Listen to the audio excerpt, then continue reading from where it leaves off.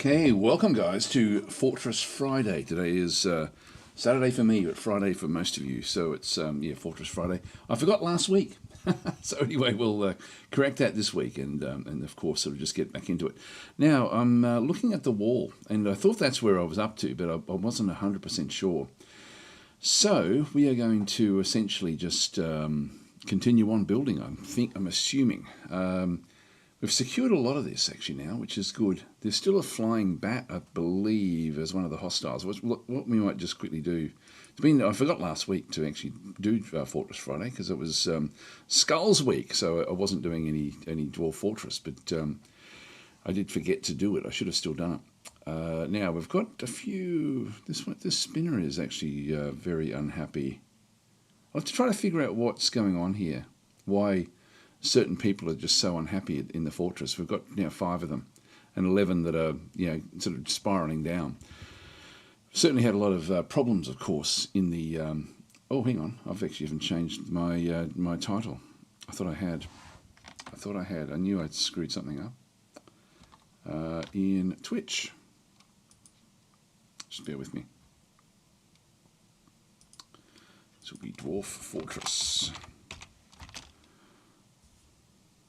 We are just playing Dwarf Fortress.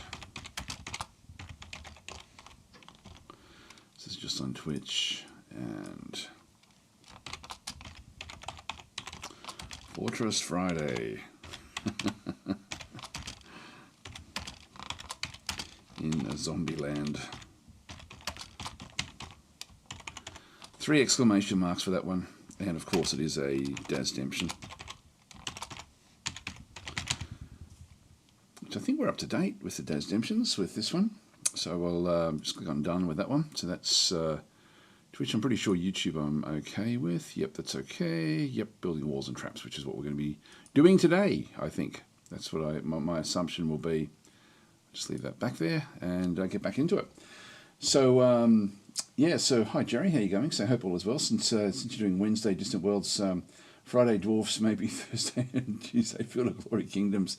Game definitely deserves more love. Yeah, look, it's funny because the Field of Glory of Kingdoms has actually being updated fairly aggressively at the moment. There's a lot of changes that came. Like I saw that there was an update just like a few minutes ago, I think. So it's where it sort of was changing the way that you can then sort of use keyboard shortcuts and stuff. So there's just a little bit of it looks like there's a bit more of attention to user interface and user experience, which is good. Because it did need that. All right, anyway, let's get back into it. We've got 23 population. I think, actually, not everyone is named. So I can actually have names in the actual fortress itself. But let's go across to other. And we've got a caged Gorlak. We've got corpses which will come up in the undead. Then we've got a caged naked mole dog corpse, okay. Then we've got a giant old corpse. We've got some giant crows, which will be up top. Then we've got pond grabbers and a grundle as well, which don't think that can get to us. Now, there should be a giant bat. Oh, there it is, the giant bat corpse. That's probably the one thing that we have to be quite concerned about. That is sort of on the top layer, which is where we're trying to build. So we're trying to build into the top layer, but where is our location? This is actually now down south. No, sorry, it is down south.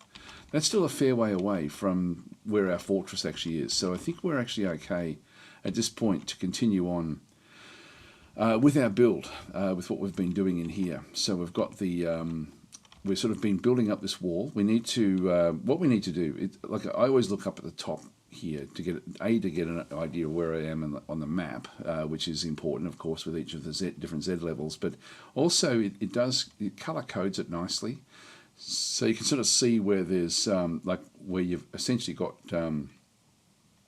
gaps sort of leading down, and other gaps where it doesn't go down as much. And of course, the grey is solid ground. So looking at this, where our wall is going to be, we've now sort of put a wall all the way through here. So there's nothing from the outside. We had to deviate because this tree we just couldn't get out to that tree. And so just make doubly sure, yeah, we haven't got that one selected anymore to cut down. And so as we go up each layer, we're now at this next layer, trying to sort of get this one done. Now this wall can be scaled, and that's a bit of a problem. The other walls really can't, because we've gone from one layer to the next layer up to put the wall, which then sort of stops anything from being able to crawl up underneath it. I think there are still some climbers that can still go and do that and go up from underneath and then bounce back. And I think there's some that can also jump and then grab onto the rough surface of the rock there. And so this one here, though, is sort of like where we're not going to have this one done that way, but that's okay. That's okay. So we're now trying to. Here, so we've got a Gorlak that's been caged in through there. We've got units that are now building all this. We've got undead in these sorts of areas. And one thing that we need to do is essentially get, I think, traps everywhere throughout the fortress. Just anywhere where we've been suffering a lot of damage, because that's going to, at least when we do get zombies inside, and we've had a lot of zombies inside, the traps will then allow our guys to at least capture the zombies before they can do too much damage. So we'll have to sort of start to work our way through. Now these traps are all done. These traps are all done. So I'm thinking that we're probably actually okay for setting those sorts of things up now. And it's mainly going to be the corridors. Like this is, like they're going to, if something dies on the staircase, there's nothing much I can really do about that. But I can, for example, and there's a cage there just sitting around with not doing much at all. What I can do is to start to trap these sorts of doors where we don't need to know about the access.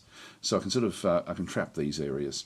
So I might start to do that as well. Actually, so we've had a look at let's just go back to all of the hostiles. One, we've got all these dead. They've got all these zombie creatures now that are out and about. Yeah, so there we go. That's the full list there. The bat's the only one that really can get across the top of that wall effectively. So we don't really need to sort of see that one. F1 back up the top here. We're now in early summer, so it's that means that autumn is when the next trade caravan is going to be coming. Let's just see how we're going with our trade caravan. So if we just go back across up to here, we've established this, we've gone up, and we have actually now opened this one up, and so it is ready for us to then have the trade caravan come through here, down the slope, and then we actually have we can then block it off here. We've put traps. So these are all set. Yeah, they are, and the cages themselves have been forbidden. So that's all fine. So this is actually, if anything does make its way through, the traps should then finish that one off. So that's important. We've only just done this, I think. So we've got the trade depot back in through there. Hi, Suzuki, or Cesaruki. We've got all sorts of different blocks now also placed in here, ready for the build above. So we will be able to start to build, but I'm going to build from this, I think. So at the moment, it's pretty secure what we actually have up above. But let's just go and put more traps down just so that we've actually got things covered. So I'm going to be putting them, I think I'm going to just put them in the doorways like this. And like this, for example. But maybe, like, just trying to think of where we're likely to get zombies. And we are likely to get them from the staircase. So let's just go back into our build queue. And we'll go to traps and just cage traps. And I'm going to keep on building after placement. And I'll just go to planner as well. So we do have like a fair few mechanisms. So I'm just going to definitely add one into there. Nothing really for us to build up the top here just yet. Coming back into here, you can see that we've got like different dead creatures down this way as well. I will actually put them in here, like just so we've got a few little traps in these zones, and also not without knowing what we're going to be getting coming back down this way as well. I'll just put some traps into these areas as well. So just start to sort of plan with what we can then go and do.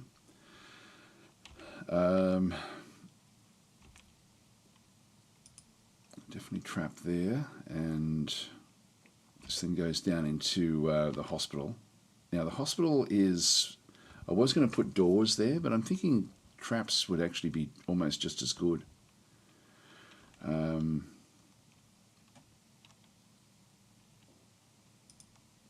I'll just start to plan these. Okay, so we now no longer have enough mechanisms for this bit, but that's okay. We'll build more. Let's just go and place them there. That way we'll end up with different sort of traps coming through. So we'll just end up sort of trapping really most of the fortress.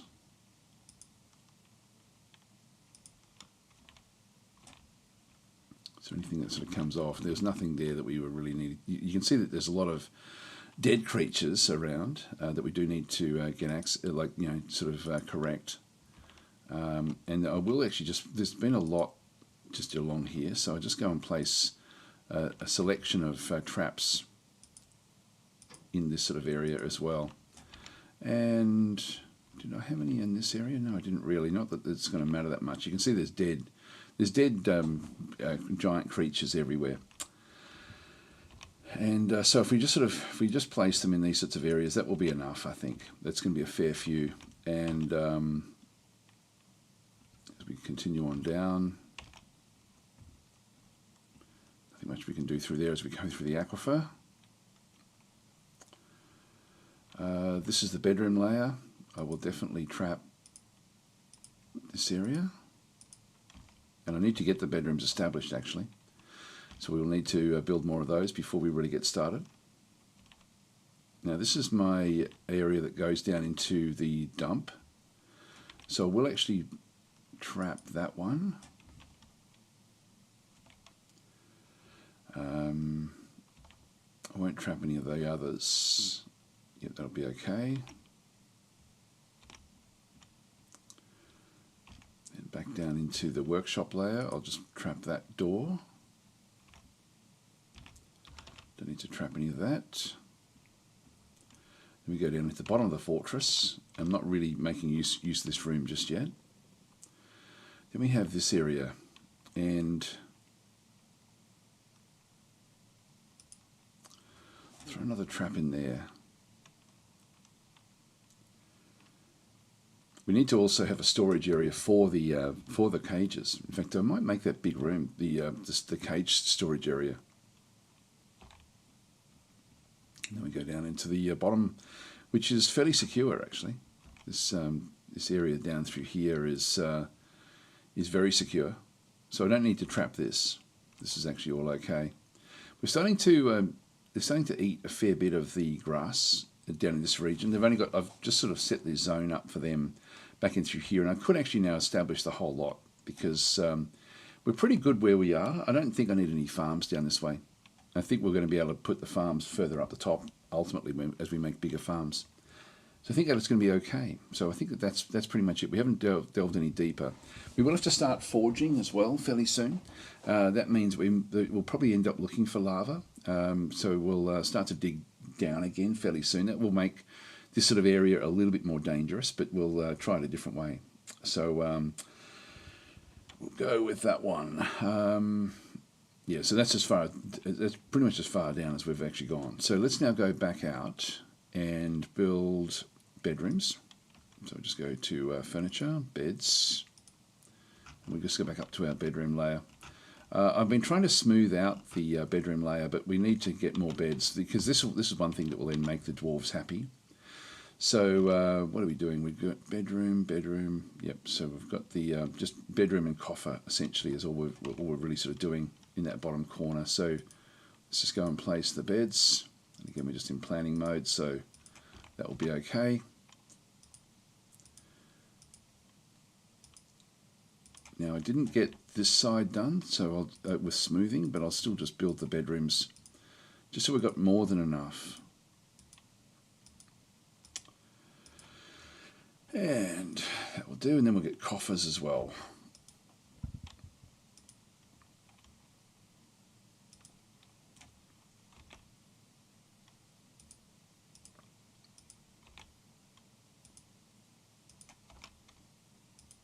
So we still need to build all of these. So these are on auto build, and then we need to also put the doors in as well.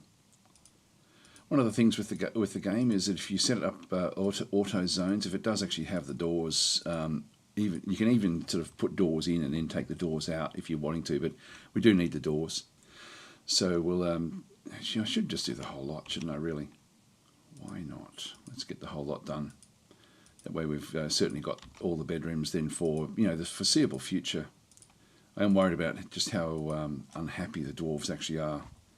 And that's going to be very, very hard to correct now. Just press escape. Furniture, beds.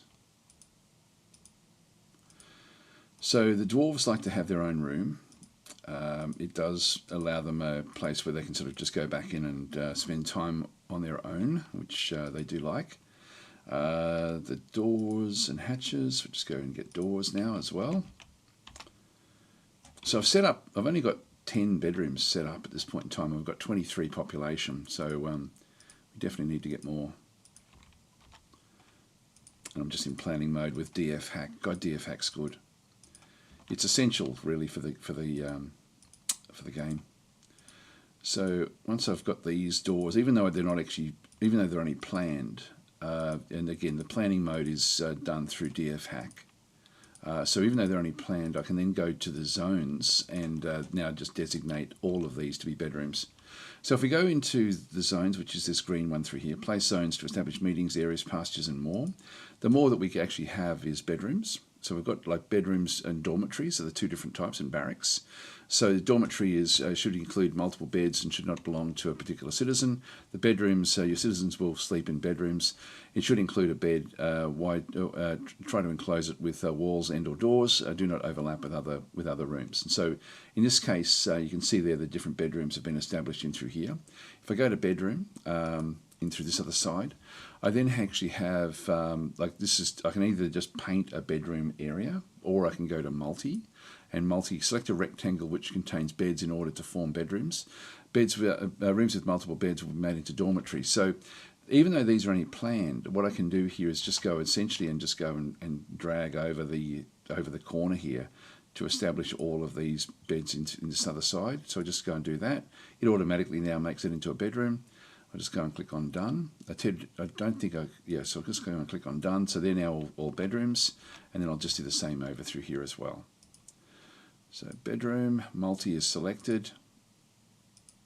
There we are, that's the first one, done. And bedroom. And there we go, there's the next one as well. Okay, so and the reason we're smoothing these is that they do like, the dwarves do like to actually have smoothed walls, and it makes them feel happier. So again, the smoothing is to make them happy. All right, so Saroki is then saying, have you ever heard of Kenchi? I have, you should try it. Yeah, so I have played it. I didn't love it, but I haven't played it for an awfully long time. And I think they're building a Kenchi too, I think. So it's something that I was wanting to get into, but I just haven't had the time to do it. So so that is definitely something I would like to try at some point. So these bedrooms, ultimately that now is going to they'll start to now go and define all those. Let's have a quick look at our work or our labour menu. Just want to make sure. So red shirt is set as a miner. Kivish, the spinner, is set as this one here is we've actually bring out your dead, which is essentially to just throw things away. So we've got a couple of them. So there's a few that he hasn't been named yet. So I do actually have the ability, if anyone does want a name and they're not already named in the fortress, there are a few names in through here actually now, where we can sort of go and establish some more names for people. So we've got a fair few that have been named in the fortress, but anyway, that's all good. Kids don't get allocated in that sense, allocated into work orders. Everything else I think is actually okay. Now we also do have, I'm going to be wanting to auto wood chop as well at some point, but I haven't actually designated that zone. We are now locked into, just if I go to F6, it will then take me to the outdoor zone. We've still got a fair few logs outside, and ultimately we're going to have other trees now grow. You can see there's a few tree trunks that are inside our safe zone. in around our. These are all secure, by the way. We've sort of secured them right up to solid rock.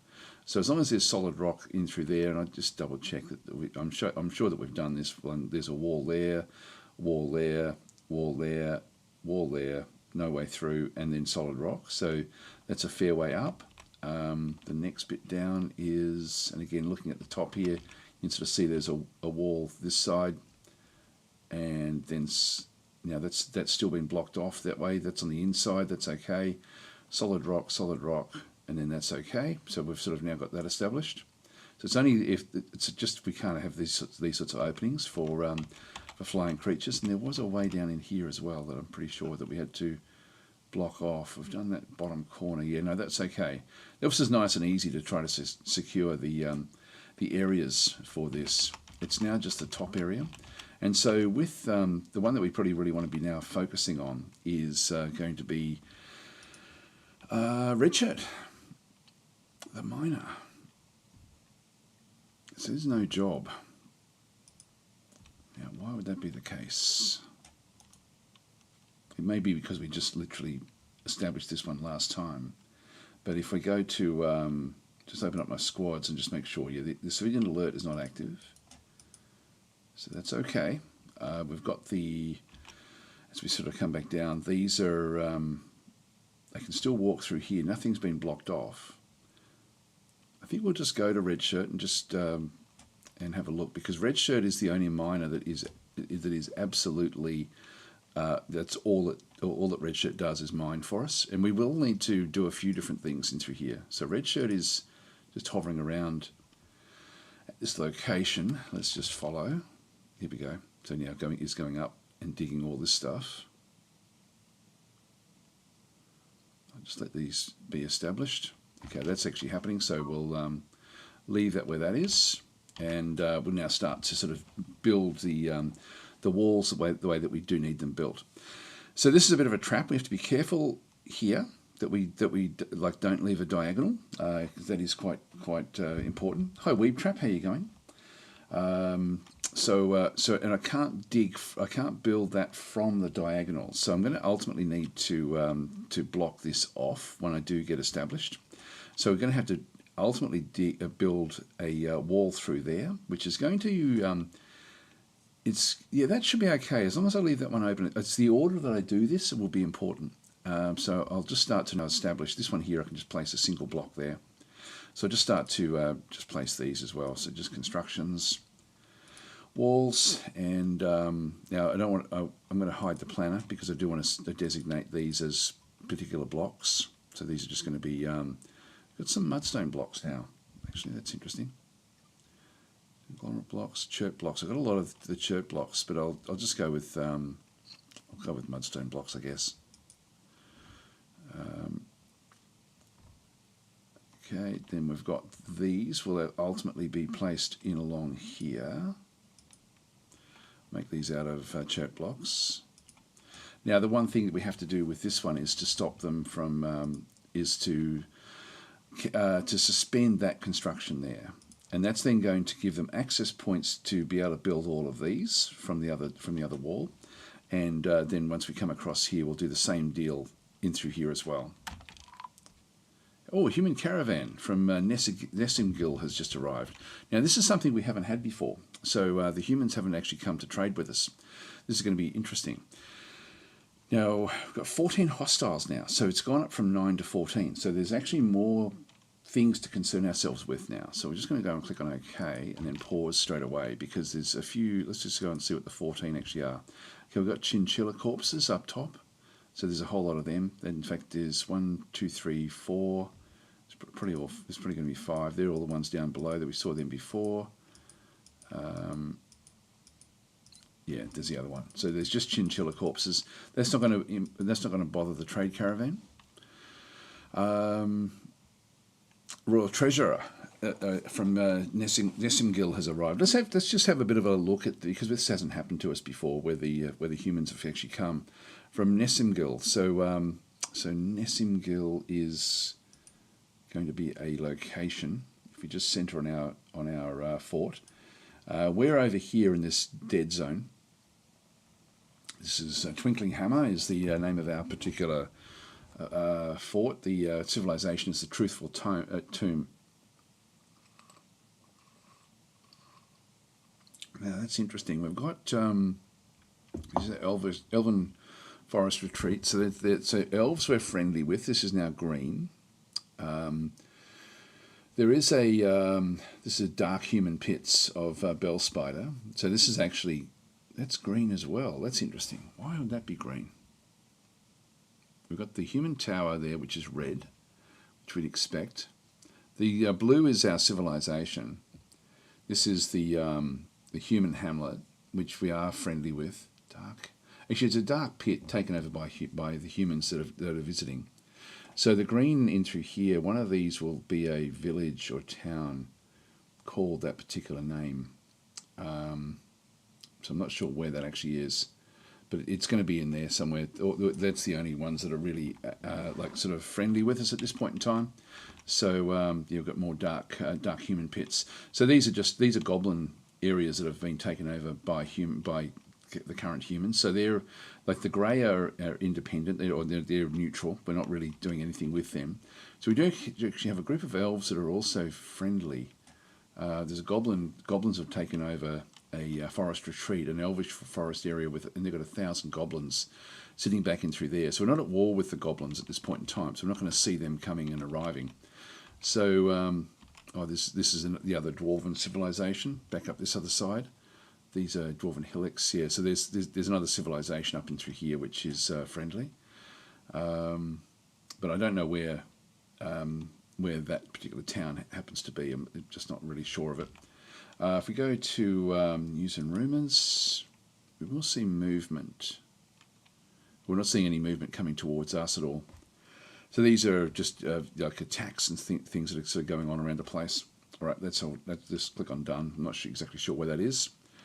Royal Treasurer has arrived, so the Royal Treasurer will then come in and start to sort of make contact with us. Now, we're going to have to open the fortress up, and so the fortress has been sort of closed down. So this is Lurit Gorge Talks, Royal Treasurer wants to attend a meeting, and so we're going to need to open up our fortress. So I'm going to do that a couple of different ways when we get started. So they'll wait around until the fortress is then opened up for them. The human caravan, where are they? They're also just back over through here. And at this stage, they're not bringing actual caravans. So I can just open up the front door and just let the front door be the way that we then sort of deal with them. Well, yeah, so we've got sort of like where we started anyway. So that's actually interesting. We've got rock mechanisms have now been completed. That's okay. And let's get rid of that one. And Bjorf, Bjorf is too injured to clean. That's happened a lot, actually. All right, so Bjorf is probably going to be one of the ones that is damaged in through there. Maybe we'll have to have a bit of a look at that as well, just to make sure that that the injured are being looked after properly. Let's just go back across. This is actually where they're going to be trying to get down at one stage, and then we have the our actual opening that we had set up is over here somewhere, and this is forbidden. So let's just now go and make that one passable. They'll just move into there. And what we will do is we'll start to trap this area as well, just for when this is actually open. And I've got to open this one up as well, make that one passable, so they can then sort of make their way through. But we will trap this. I might just do that now while I'm looking at it. This will be cage traps, planner.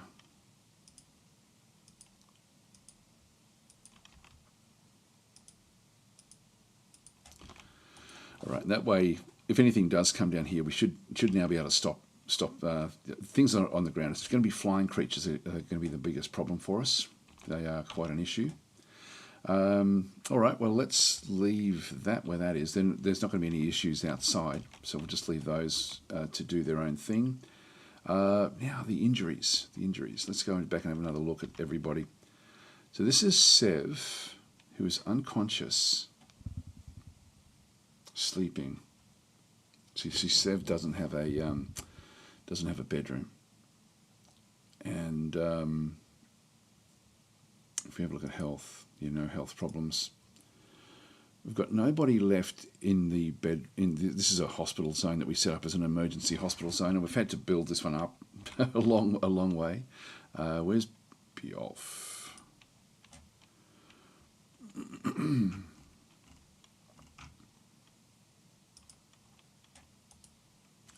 Dwarf is in the hospital here. Is our chief medical dwarf. It says healthy, but ability to grasp has been lost.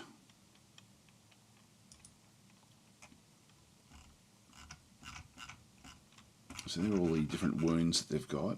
Treatment, no treatment scheduled. So look, let's have another quick look and see, because we've just set this hospital zone up. Let's go and have a look. You've got Klingzog has also been added in as a doctor. So we've got Bjorf as the chief medical dwarf as one of the doctors, and then Klingzog as well. So if there's something required, then I'm thinking that will still be okay. I did need to smooth all this out before I start to put in the various elements, but this will ultimately be where we want to have our main hospital. So we'll leave that one where that is, and yeah, I think we'll just keep on going with it. So we're perhaps saying elves are cute. Hi Tenru, how are you going? Yes, as Saroki saying, there's real danger every layer you dig. What was your biggest success in this game? Look, it's more the failures that are the fun ones. It's the successes you don't think about. Yeah, this one's also unhappy. Health. This is author ratio. If we have a look at the wounds, they'll eventually fix themselves up. These have all been sutured, etc. So treatment. There's no treatment schedule, but these need to come good. So unfortunately, we've got a lot of drama that we need to sort of end up getting through. You can see that they've lost their clothing, for example. So if we go look at the items, it's this one's literally just walking around in the nude. A lot of them are in that situation because of the undead attacks have been ripping apart their clothing. So these are in a dangerous situation. Like we've got a fair few of them that are now naked, wandering around. We do also have some rotten things in through here as well. We need to fix this up. This is a problem. We do actually have a loom, and the loom is going to be so we're trying to weave thread into silk. We're collecting webs automatically. This is just an automatic thing that happens through DF hack. Then we've got the clothiers shop, so making silk dresses, making silk trousers. These are things that are just going to happen pretty much automatically. You can see there's different dresses and stuff. So there are things here for people to go and grab if they do want them. So we've sort of got like an auto area. Then we have the leather works, which we're designating these as required. So we'll sort of have to make different things. This one here is the farmer's workshop. Now we've got different buckets there full of stuff. Yeah,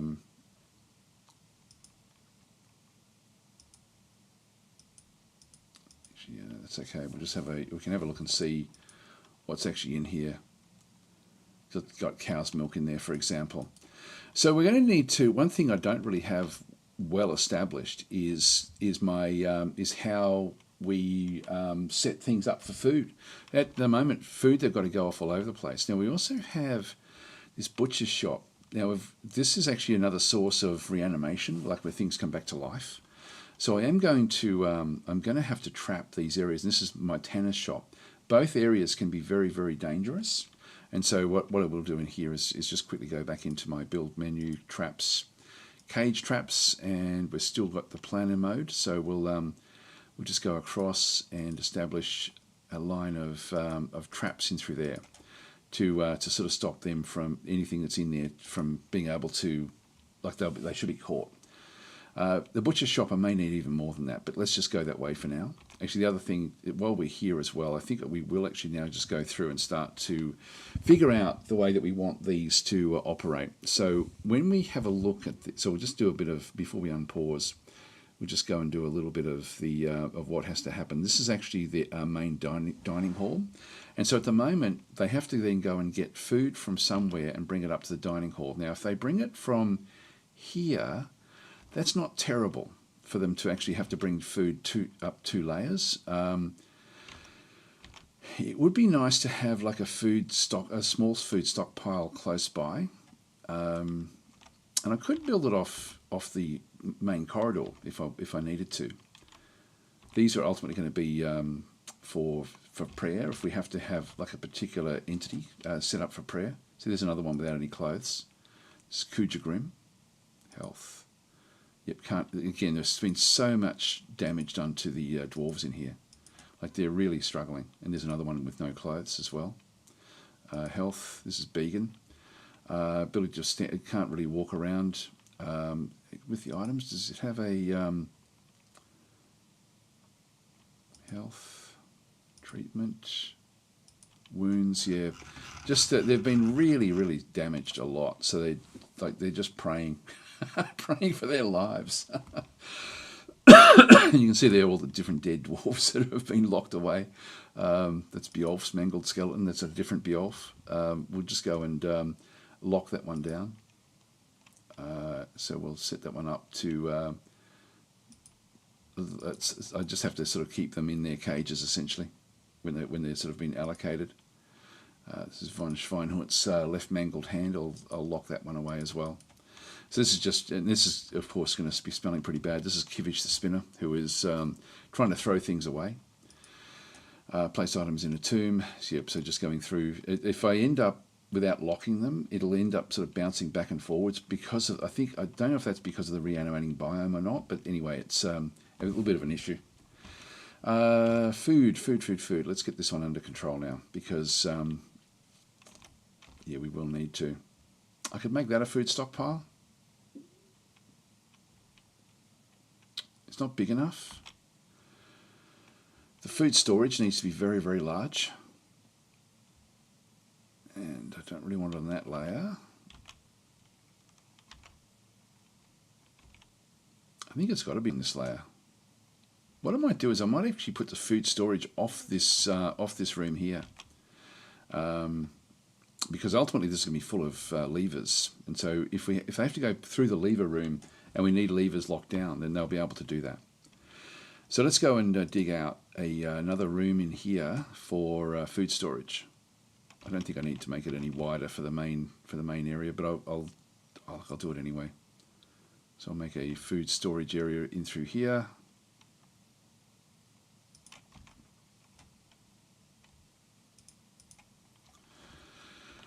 And we'll just unpause and let things actually happen now.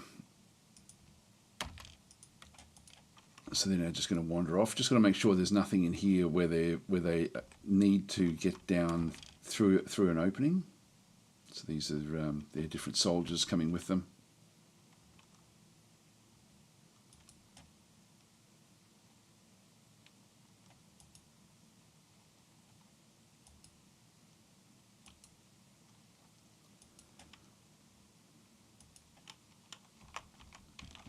This one's slow. What's happened there? Lots of armour. Anyway, they'll come down and start to do different things. Poults have hatched. You've got a yak. Here we go, we've got diplomacy now, so I'll just pause this one. Brew drinks have been completed. Beowulf, yeah, 2 injured to clean again. Diplomacy. So the broker meets with the human royal treasurer, Lurit Uzena. So on behalf of the Merchants Guild, let me extend greetings to your people. There's much to discuss, okay. And so information has been added to the civilization world information, so we get a little bit more information about what's going on around us. So make requests for next year's caravan. They'll charge more for these items. Now, one thing I do need is gypsum powder for setting, because we've had so much danger. I need to be setting areas, so I'm really just asking anyone to bring powders. So if I go to powders and then go to actually they don't even have it there. All right, so then they can't actually bring that one to us. Bags, There's really not a lot that we would want from them.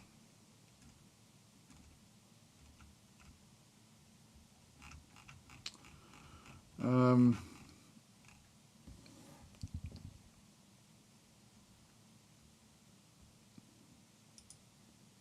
mean, gems, we just don't need them. Weapons, again, they're not going to have the same sort of weapons. They've got maces and things. Armor wouldn't be any good because it'll be human-sized armor. Yeah, we don't need any of that stuff. Digging implements. Getting some extra picks would be handy. I'll just ask for that. That'll do.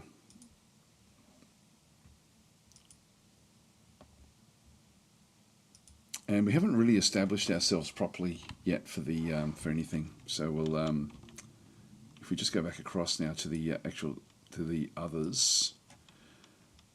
Now we do actually have Orangutan's Library, the Ghostly Miller. We need to put this one to rest, and I'm not sure if we've got a slab for that one. If we just go back to our stocks and slab. Yeah, we do. Where is it? It's under here. So if we have a look in this location, there'll be a slab here that will have been made. Yeah, so this is a Firelight Memorial.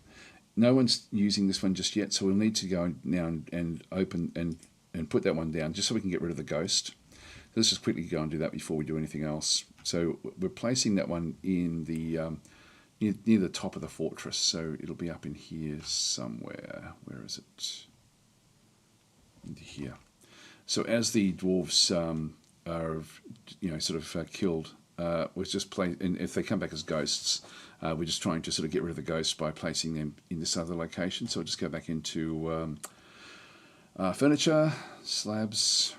Now I want to hide the planner, and I'm going to go and place this one in here. The Firelight slabs, we've got this 2 orangutans, so we'll just go and place that one through there. Click on that one and then make this into a top priority, just so we can get rid of the ghost. The ghost won't do any damage as such, but it does actually, but they do actually freak out. And at the moment, with our dwarves, with so many being unhappy, I've really got to try to do everything I can to get the happiness up. So this is good. So actually, if we go back up the top or down the bottom again, have we done everything we needed to do here? Yes, we have. Good. So we've now got, and these are being established in through this other side. Back across here, I need to ultimately dig this way. So we'll just go back across, instructions, walls, and it will go.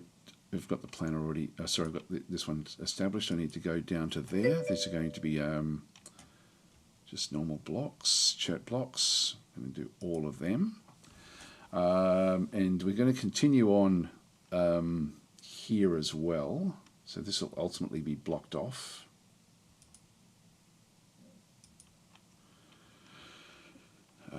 Chert blocks, all. And then we're going to need to have one there. Either there or there won't really matter that much. I'll place it there. And again, I'll just make that out of anything else. And then we need to block this off. Conglomerate blocks, get that one. That's then going to have all of these established. So that will then sort of block off that layer, which is good. So we'll allow that to sort of continue on. All right, so we'll now just go back through. This is going to be suspend.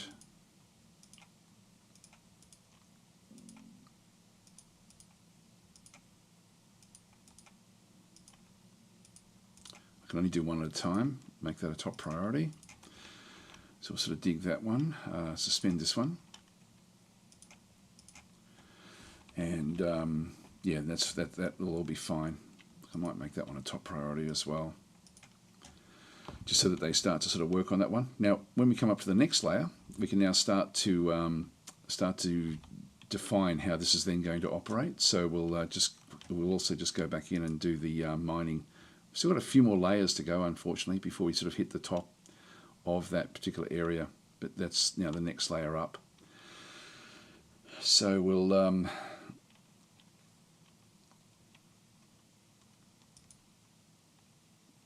just go across.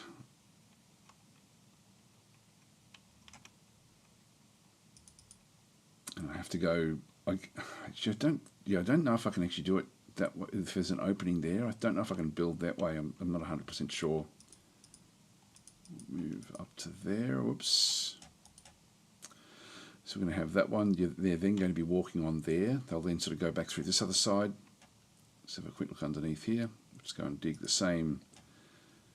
So actually they're going to be there. Then I can still dig on the diagonal there.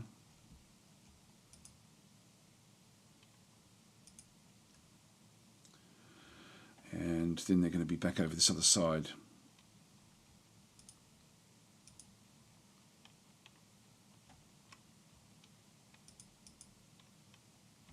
And they're going to be back through here.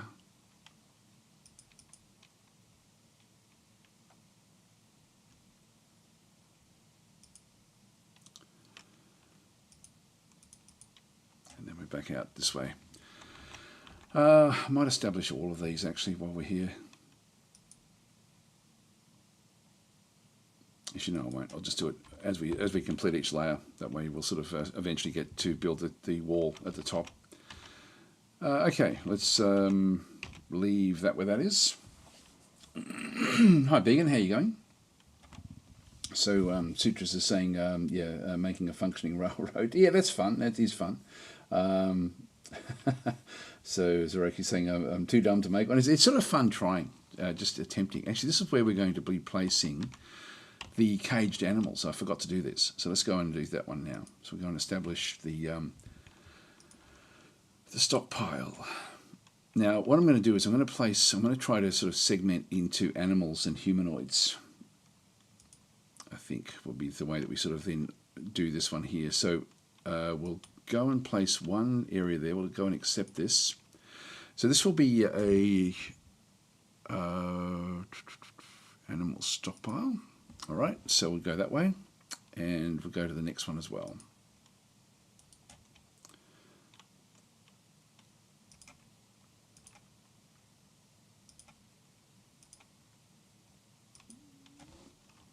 Accept. Animals, right. So what we'll do is we'll now go back into custom, and you can see there that what do we want to do here? We've got animals, we've got empty cages or empty cage traps. We don't want any of those, so we don't want to put empty cages in here. So this will be the one that we use for sentience. And so I'm not going to worry about like Aardvark men or anything like that, but just our basic, like once we start to capture other dwarves and even zombie dwarves, that we want to go and place them in through here. So essentially, it's going to be basically none. And then we just go back and allocate things, for example, like the dwarfs. That's going to be the main one that will actually end up being in here because of the zombies. So and there's going to be a lot, unfortunately, in the end. So dwarves, elves, goblins.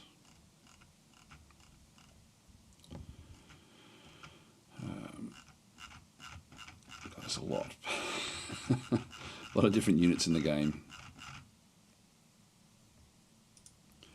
And humans.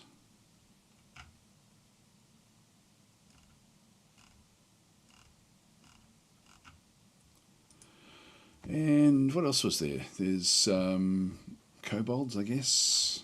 JJK.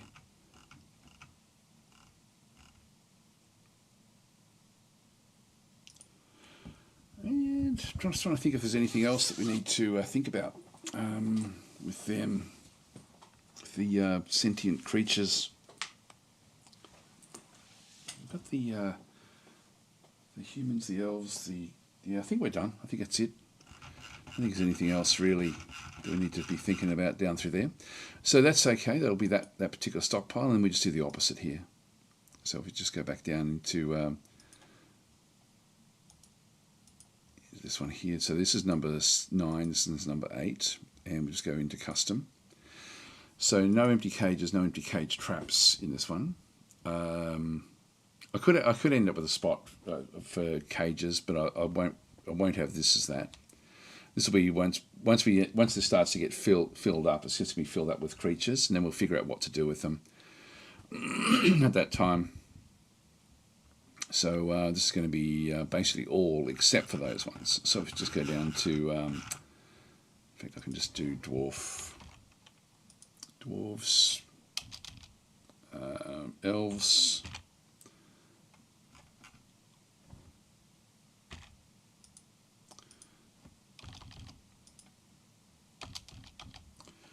Humans,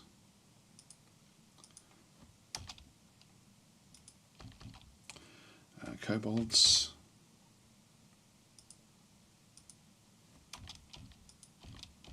goblins. All right. So just double check that a little bit. Yeah, so we're seeing a few different ones there. Goblins, yeah, and that's all fine. That's in humans, that's fine. All right, that'll do us. So ultimately, that's where the cages will then end up being brought back into. So that then sorts that one out. Now, with the one thing we didn't actually sort out was our food stockpile. So we'll just go back up the top to where they are. Is that F3? Yeah, it is. So this is ultimately going to be where we have food and drink. So I'll just let this one sort of be established. I've got 15 hostiles. So I've got to keep on looking to see, whenever I see something new, I've got to figure out what it actually is. Is it a threat? Is it something we haven't seen before? Yeah, no, we're back there again. So I'm not sure where that 15th one is. As long as it's not inside. I've just got to keep on looking down here all the time. So we'll just return to the game. Now the traders will start to establish themselves fairly soon. If we go back up the top of the fortress, they'll start to filter into this location here.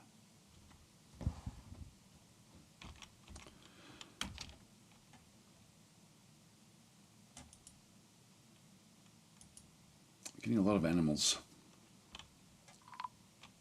Oh, here we go. Just pause that. Ah, good. So Orangutan's ghostly miller has now been put to rest. That's good. Ratio can't clean as well. 2 injured. And that's good. So that's all fine. Here they come. Here comes the traders.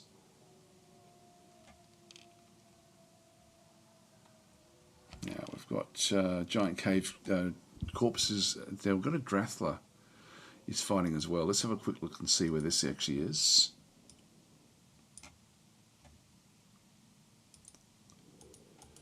So this is a mythical creature. There's a whole lot of them that have come through. In fact, they've killed the giant cave toad. Now, what do these things do? So Drathler.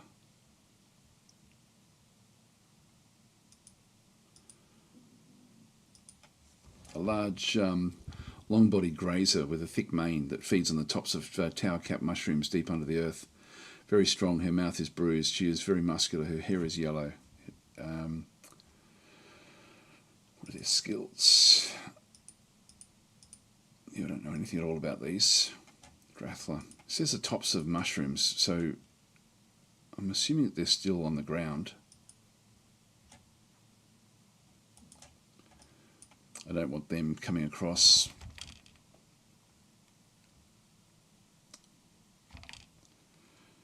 Beds being completed.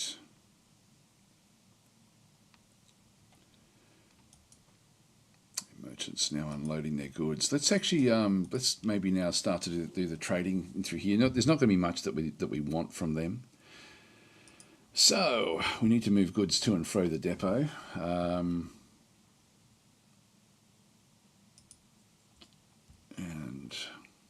should have finished goods.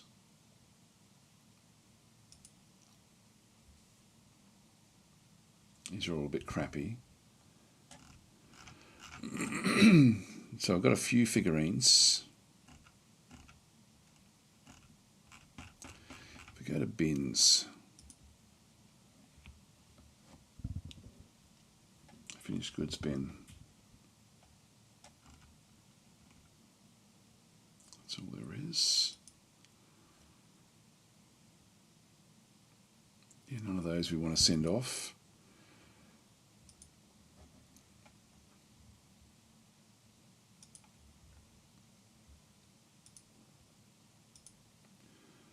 Just do all this sort of stuff. So bracelets.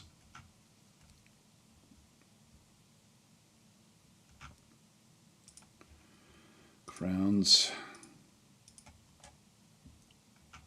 Figurines.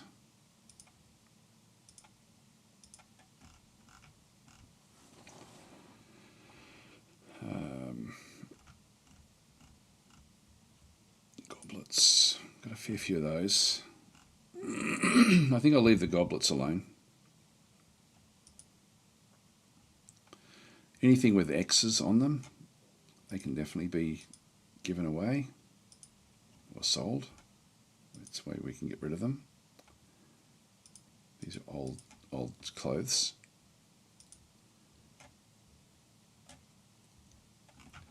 Body wear.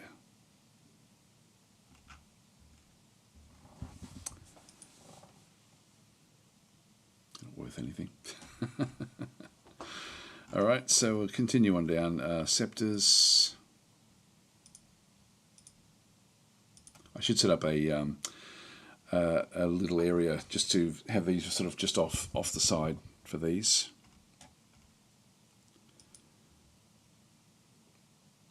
Tables, yeah, tent hides, threads, thrones, tools. We don't want to be really putting those out just yet. Weapon racks and weapons, yeah, none of those. I think that'll do. I mean, we've got leg wear.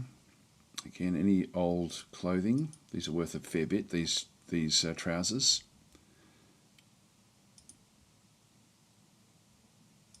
When they've got the X, it means that they're sort of been badly damaged, or these are sort of now old.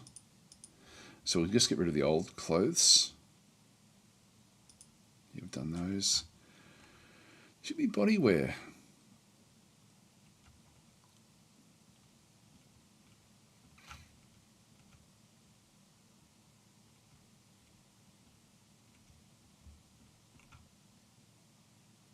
Yeah, amulets as well. Here we are. That'll do us. Okay, so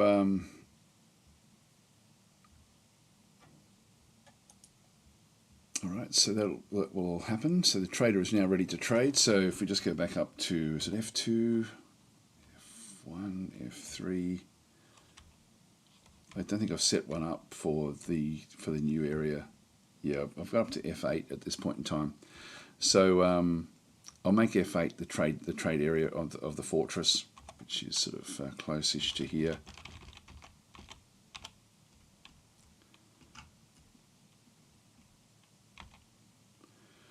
I mean, I could just go down to this one and then just go up. That's probably enough, really. So if we think about what we want to do here, we do want to get another location off to the side. I'll just position that one around there as well.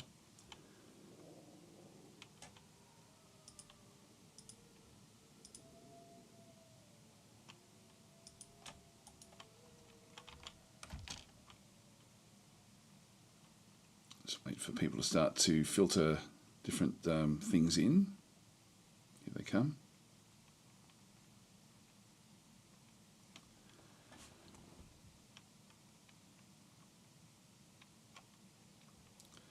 Only 11 hostiles on the map now. Chinchilla. Oh, there we go. They are fighting. The human royal treasurer is fighting. So let's have a look and see where that's actually happening. Now, if they're outside, it's not going to be really a big issue.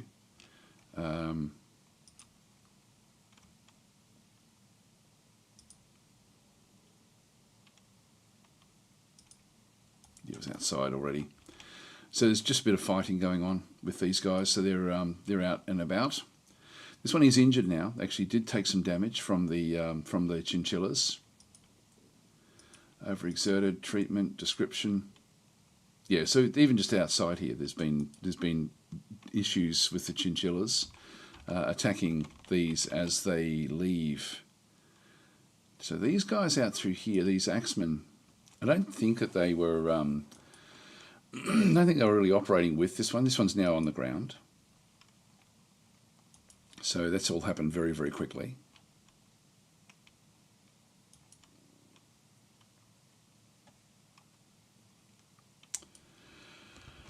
All right, merchants have arrived, unloading their goods. So,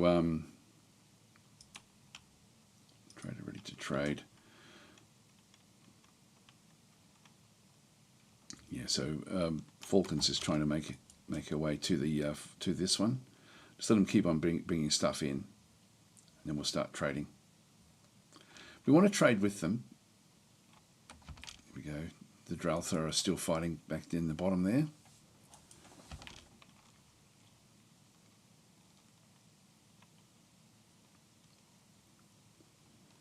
So more and more coming in.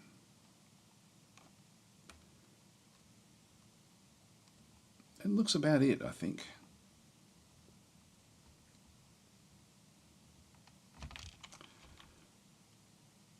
Spring Plague, what are you doing? Bring an item to the depot, but I'm not sure which one it would be. Oh, maybe, I think there was some clothes that were sitting down there.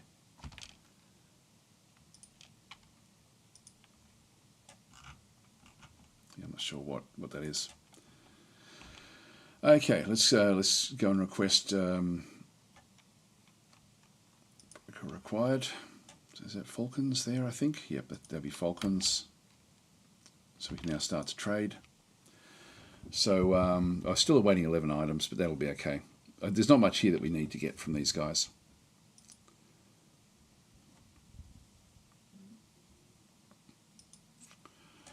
So we'll sell all of them. And the trousers, we'll sell them as well.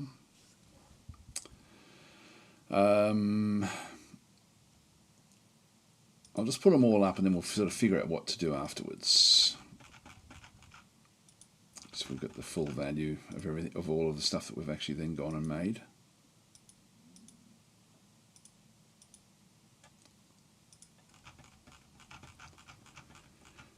Figurines, heaps of them. So we've got nearly 900 worth. So we don't want to sell all of the stuff. So we only really want to get what we really want. Rope is handy. Like, it's actually handy to get. We don't need anything good quality. So just some of the 40s would be okay. So get those two there. Got some cages, which is cheap. We'll grab those because we always need cages. We've got a billy goat and a boar. The boar I definitely want to get. So I'll grab that one because ultimately we can then start to make a piggery if we can get some ewes as well. Not ewes, some sows. That would be handy. Short sword would be okay-ish.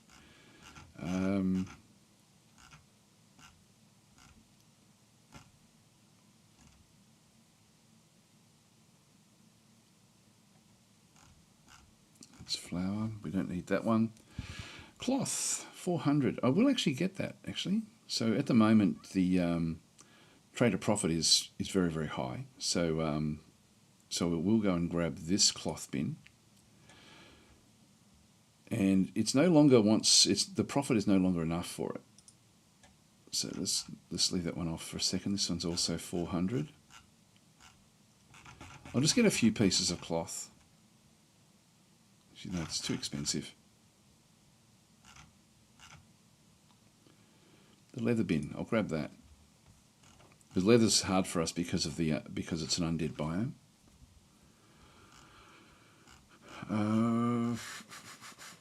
Cloth bin here. A bit still accept that one. That way we do get some cloth that we can then make things out of. Grab that as well. But it won't take that one. It's a bit risky with this. So I'll leave that one off.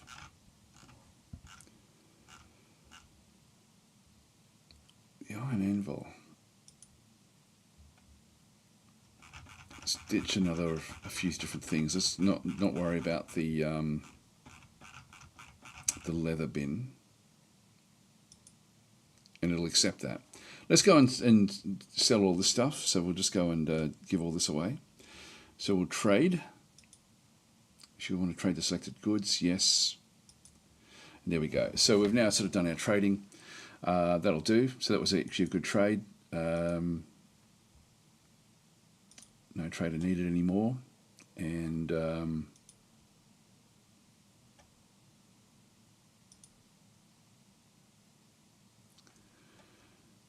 yep, that's going to be okay as well. So we'll just move them off.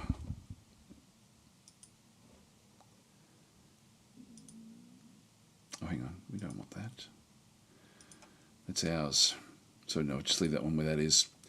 Okay, so this will become a trade good area. I'll just wait for this to be mined out. Hi Incognito, how are you going?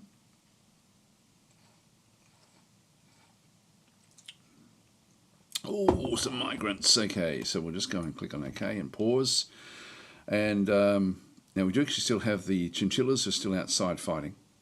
The chinchilla head is fighting. It's been chopped off. Somebody is fighting. I wonder who somebody is. Don't know who that is. Got that one through there. So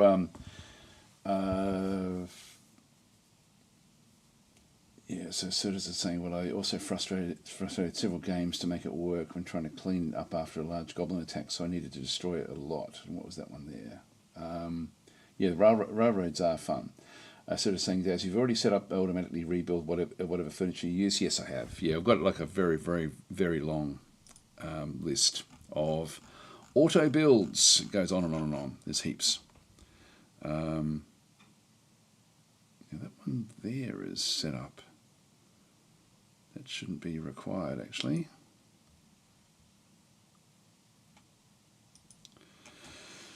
Yes, so now we've got a lot of things in our list of things. I wish that this was easier to filter, but no, we've sort of got a lot of things set up for auto building, and yeah, so that's sort of where we are with that one.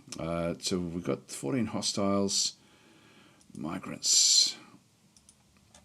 Now, what are we going to have? Let's have a bit of a look and see if we can sort of see them. They're wandering into where the chinchillas were actually, is where they are kind of becoming past. So the fortress is now open. This looks like that's the first one to get through. We'll just have a look and see who they actually are, and then we'll stop anything where there's a bit of combat. So this one is a ranger. Okay, now we don't want rangers essentially because we're not really using those. Then we've got a dwarven child, 13 years old, so almost an adult. 2, 3, another child. So Mayfall, 12 years old, so 1 year younger. Another child, damn it, got too many children now. 6 years old, probably all kids of the same family. This is a cheesemaker. Okay, that's actually not bad. Talented cheesemaker. Skilled furnace operator, that's fine as well. That's all good. It's good skills for us to have. So again, guys, if you don't want to have the many names, just if you're watching on Twitch, you can just do a DasDemption and redeem the names. Zulban is a siege operator, competent wood burner, novice thresher, novice bone doctor. All right, well, you are going to be part of our the hospital. We've got Nassit, the trapper, master trapper. Furnace operator, lime maker, novice engraver. Good stuff. Okay, so we've got a few things here. Now we've got another stray baby llama. Which sex is it? Male, unfortunately. And it's not a pet either. bone carver, trapper, leather worker. Wow, there's a lot coming in. This is a presser, so fish dissector, carpenter, herbalist, record keeper. These are all good skills actually that we're starting to see. That looks to be the end of it. Now, giant cave. The Dwarfs are still fighting down below. Might have a look and see how they're going. So they've wandered through the underground area and are being attacked by the zombie creatures down below. Not sure where they... Looks like they've wandered off the map. That's the edge of the map. So Dwarf look like they've actually now left. So they just came through the middle there. I'll just get rid of that one. All right. So let's wait for these guys to arrive and we'll just watch as they sort of get into the fortress itself. So they have to sort of make a bit of a run for it. Here comes the dwarven children. So they should be sort of making their way through now. That's the ranger. Yeah, really none of these skills are of use to us. And is she the mum? If you look at relations, yeah, there's all her kids with her as well. So eldest daughter is DasTactic, only son is Segan, and the youngest daughter, Mayfall. And the husband is not here. So the husband has not arrived. So depending on the colours, you can sort of see that there's a lot of different... these are actually, this is interesting, these have got different nephews and things. So these are all named people. What would be interesting here is to figure out who the king is, king or queen. Let's have a look and see, because with that many, I think she's nobility that's arrived somehow. Let's have a quick look and see. If we go to civilizations, so we've now got the Parched Union has now visited us, and so this is the we'll sort of see there will be the Royal Treasurer Lurit is the one that actually came and visited us. Trade agreement, so they want earrings, so we can certainly sort of go and build them over the coming year.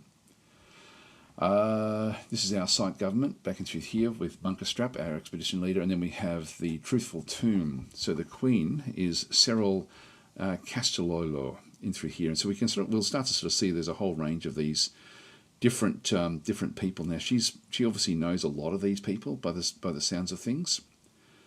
So if we look for Cyril Castellolo back and through this other side, now we're actually looking again from gypsum plaster here, and they're wanting cloth, but we're not going to be able to give them cloth. So, what was her name? Cyril with a K, okay, with a K on the next one. If we just go back into her relations.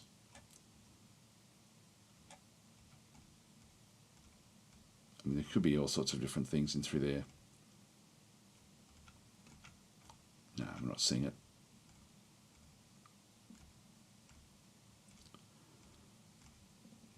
No, we're not seeing it through there. So that's not showing up. It just seems there's a lot of relations there. Like if we have a look at DasTactic, like her eldest daughter, and look at relations there. Actually, no, she still actually has, like all these uncles and aunts and things, there's a lot of them there. There's the younger half-brother. So, oh, there we go. So she's got half-brothers and younger sister. So there's been multiple fathers. Mother. The father is, again, another one that's still there. Different father than the other one, I think. Astesh.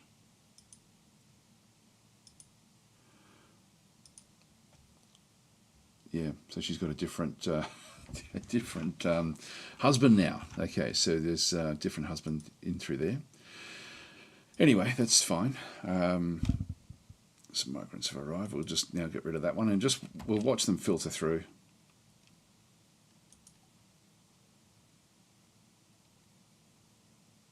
Here they all come. That looks to be all, although we haven't seen the llama hasn't arrived yet.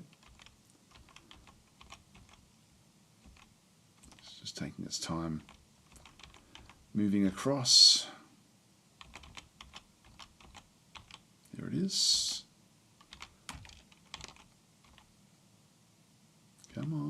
can make it.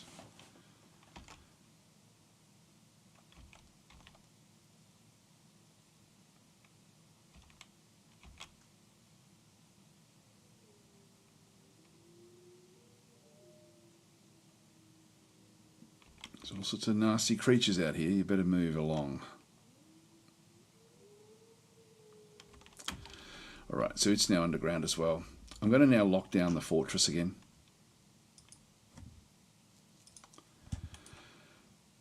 There's a hedgehog outside. Got 13 hostiles. So again, we've got the giant bat, which is still down in the bottom, which is the only one that really is a problem to us now. Let's just keep on going this way, and got a whole lot of chinchillas have just arrived on the outside of the map. So on the edge, way over here. So they're not going to be able to do much. So they're corpses, they're zombies.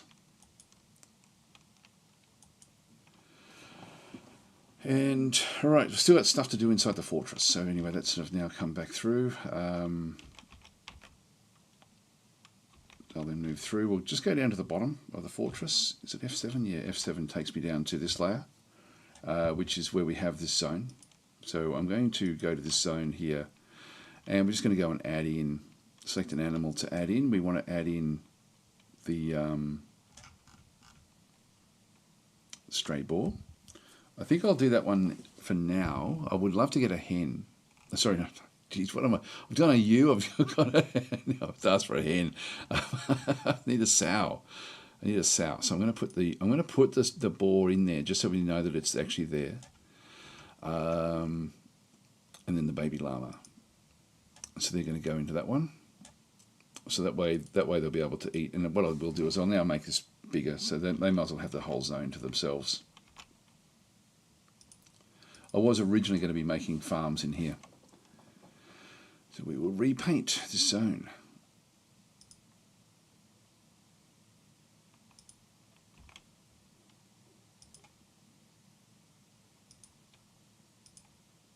There they go. Big zone outside for the animals. We've got lots of yaks now as well. Which means I can start to butcher as well. But I want to make sure that I'm really on top of things before I start to butcher things. So let's just keep on going and setting up our storage areas as we come back up through the fortress. You have to get rid of this at some point as well. What are they doing? Store item in stockpile, that's okay. Let's have a look and see how we're going up through here. That one's still got the access point around the other side. That's been done. Resume construction, make it a top priority. Have to slowly sort of make our way through here. Now that one, it looks like they can't actually, I'll make that a top priority as well, but I don't think they can actually do that one. I think they have to be orthogonally next to it. So let's just go and, maybe we'll just go and dig that one out now.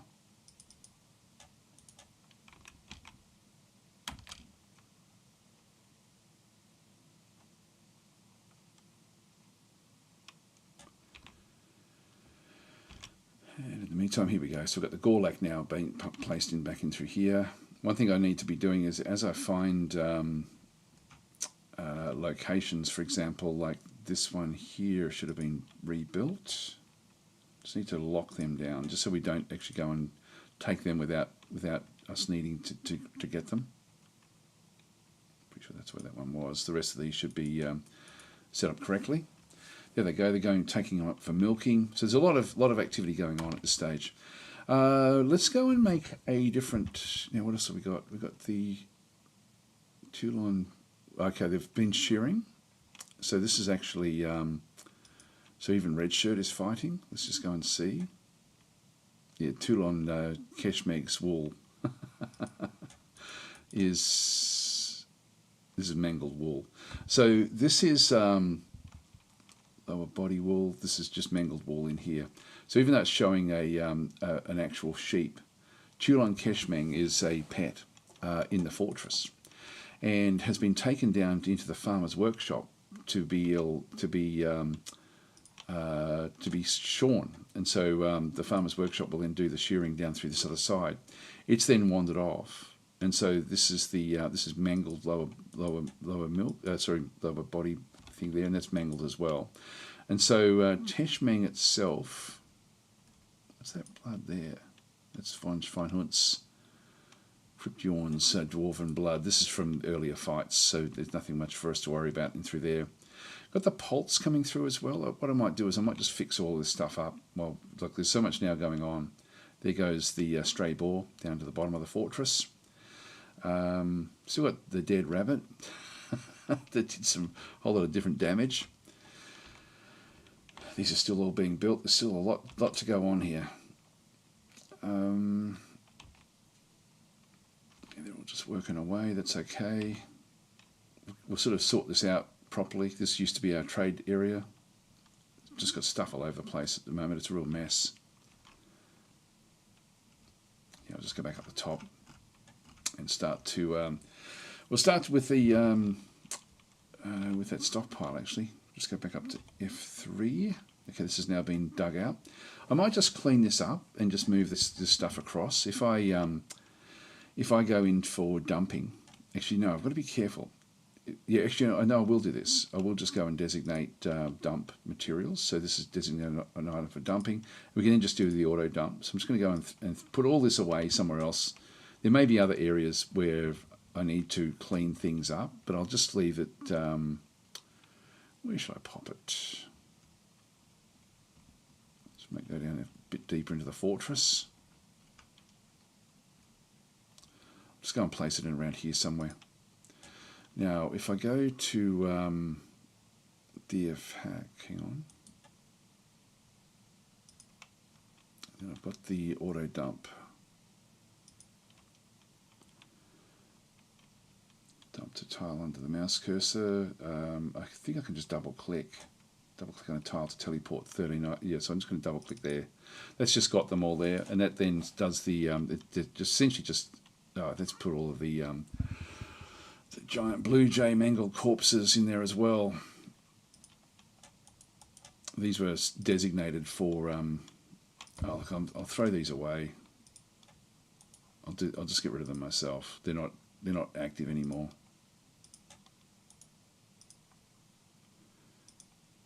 These are not going to come back to life.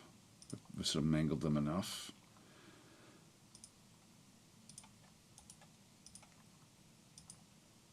I'll do another auto dump and actually get rid of them permanently this time. It's a shame getting rid of the rabbit. It's he's sort of been been fun seeing him. That's a rabbit's leg, the lucky rabbit's foot.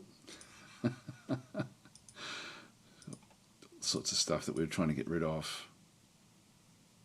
I'll just get rid of all that stuff there. I really prefer just to be getting rid of stone, but we ended up with too many of these things also in the mix. So I'll do another auto dump, but this time I'm just going to go to F6, and in this case we'll just go and place these in here. So I'll just DF hack, auto dump. There we go. So they've just been placed there, and I will actually just go back in and lock these down. All right, so that's now just got those aspects withdrew to there. I think what we'll do is we'll now just atom smash these. Actually, I might have to be careful with the guys that we've got around the place, so I won't actually do that just yet. Because if anyone wanders through there as we atom smash, it will kill them. So we can see how we're going up in here. Resume construction, make it sort of top priority.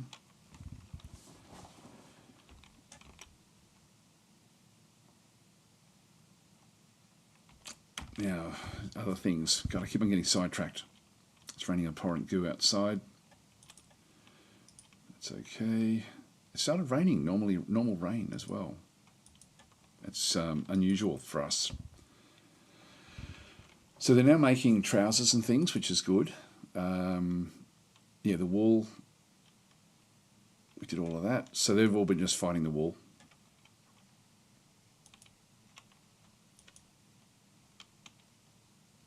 Yep. So the sheep itself will still be okay.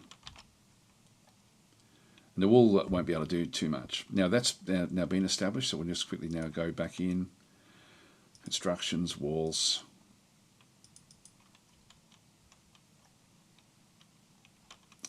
chert blocks.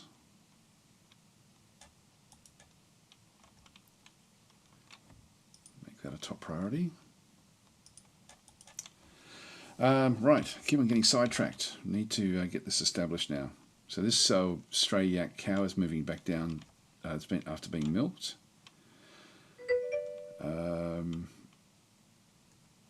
Let's keep on going. So orangutans is wanting a custom reward. Orangutans 2.0. There we go. So we'll just go back down to the.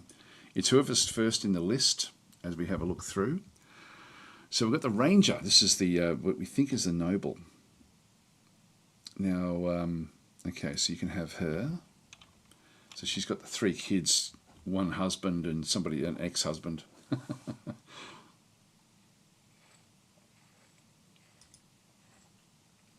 So she's there.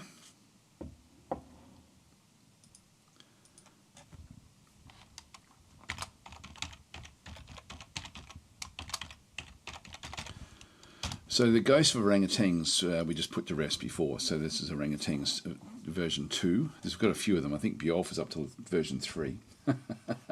Before we actually have. We need a statue to that rabbit. Yeah, we do, don't we? We do. We should actually build one, but there's too many other things to do at this stage, so we'll just get on top of what we're doing. We've got 32 population now, which is good. We've got 6 that are unhappy though, so we've got some that are deeply, deeply unhappy. These bedrooms and things need to be sorted.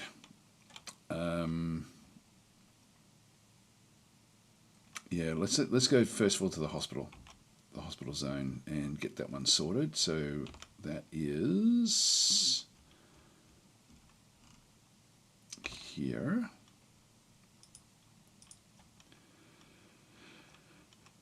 And we'll add another doctor.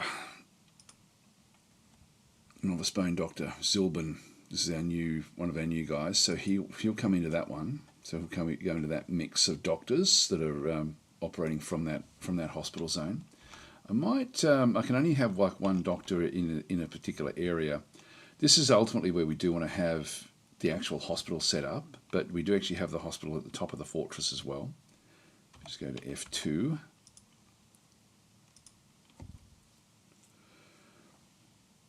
Got Supreme Plague. Got a few of them here that just set up as doctors.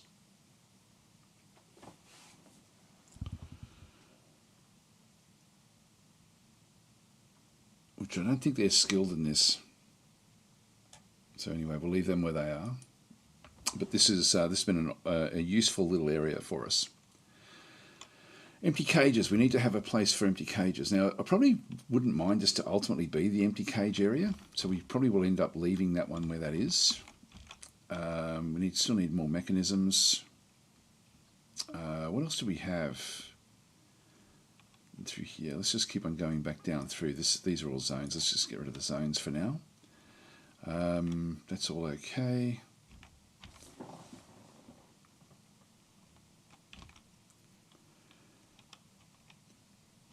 So as the dwarves have died, we've sort of been looking after them as much as we can.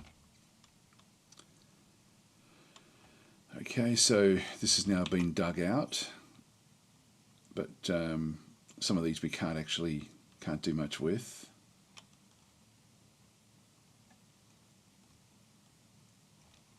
I'll set these up as well. Can't put them across there just yet.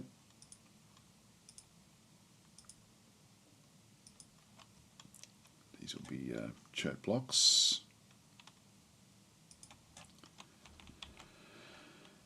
And at this location as well, I'll just go and designate all of those for chert blocks.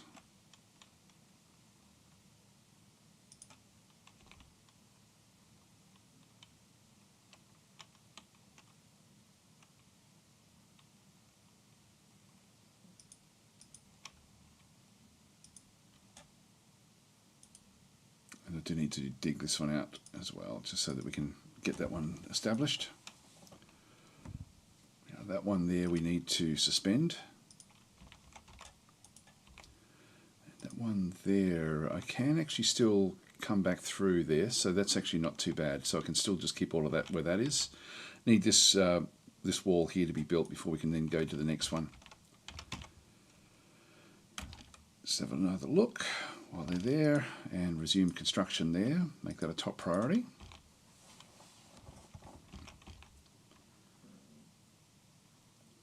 I think we've made that a top priority. Yeah, that one's okay. All right, so that's all under control. There we go. We're getting the so we're starting to now get the cages back into here, which is good. The empty cages we're going to need to put somewhere, and we're going to need a lot. We're going to have a lot of them, and we're probably going to need them. God, whereabouts? Probably towards the top of the fortress ultimately. Let's just get we've still got to get our food established. Let's just go and get that done initially. So just get up to the top of the fortress, so that's F3, and we'll set this one up as a food stockpile. So we'll end up with a fair bit of finished food, all sort of allocated back into here. So this will be a basic stockpile. New. We'll end up with food down one side.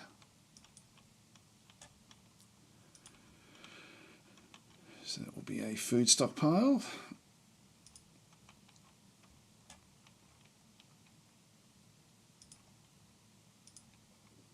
And this one here will be another food stockpile.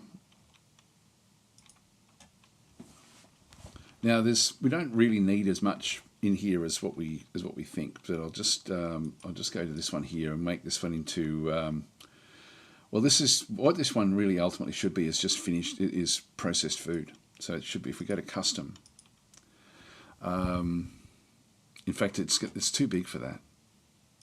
Let's go and repaint the stockpile, and we'll just erase a large portion of it, and then we'll build another stockpile under here.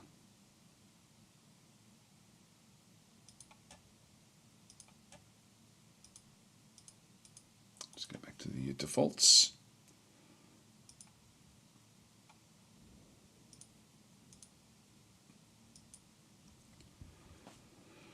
Actually that's all we do need, you know.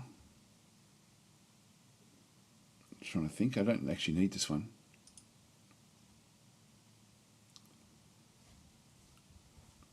Actually, no, I'll still do it because they can still come and grab it. So we'll make this into a food stockpile as well. So the thought process here is, I want to have processed, like the biscuits and stews and stuff that they make, I want to have stored in here, so that they can go and eat from here, go back through, grab it from here. This is my lever room, which is where I ultimately have all the levers in the fortress. This will be something that happens over time, so where we need to sort of have that established.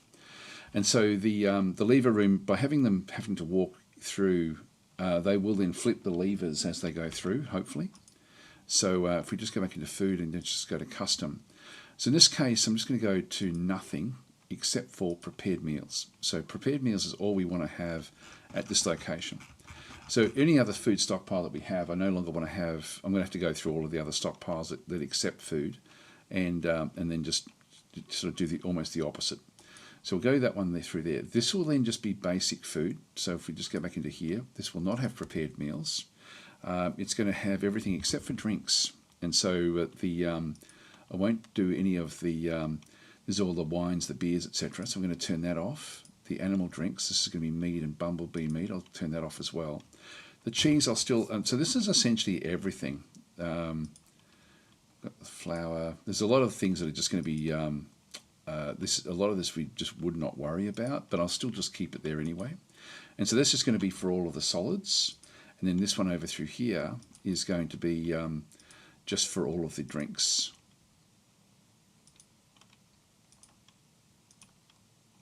And that's it. So that's going to be our main stockpiles for food. So this will be our food area, and as we then go back down a couple of layers, we've then got our food processing areas down through here. Now ultimately we would be wanting to have the raw materials here, so I will actually go and flip these across.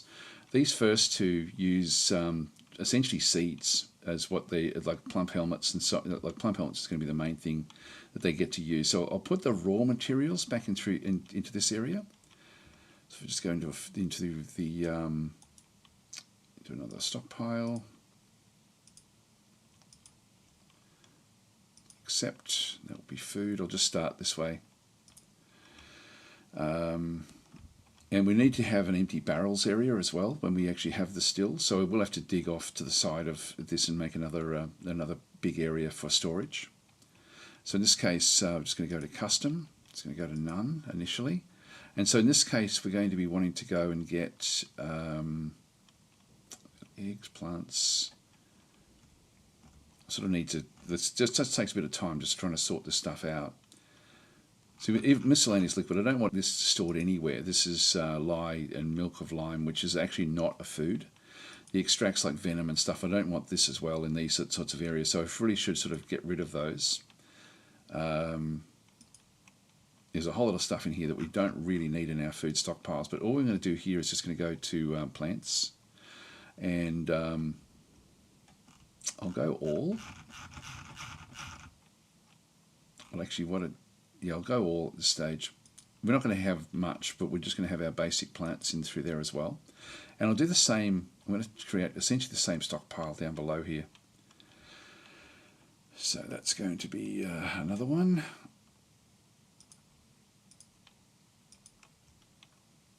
Accept food, custom, none except for plants.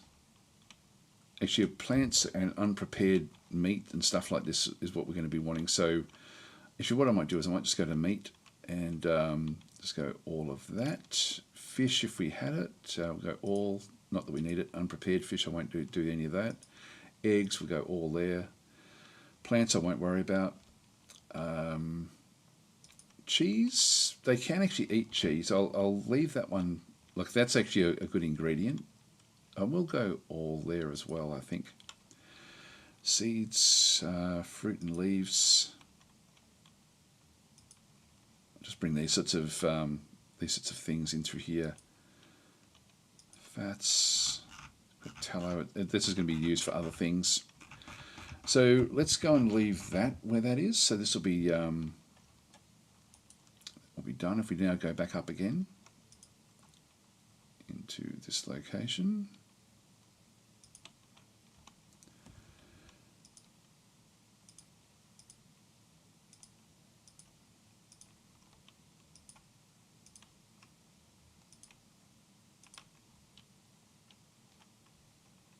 We don't want seed anywhere actually, so we want the seeds gone from all the locations.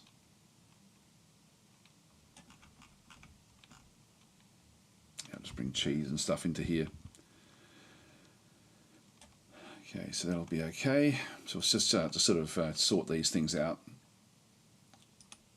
I think that's only prepared meals in there, which is going to be important.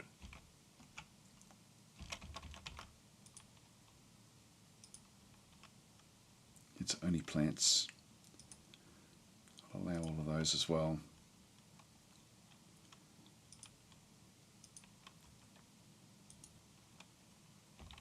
Okay, and I think at the top of the fortress is where if I go to F2, back through here, this stockpile here was a bit of everything really.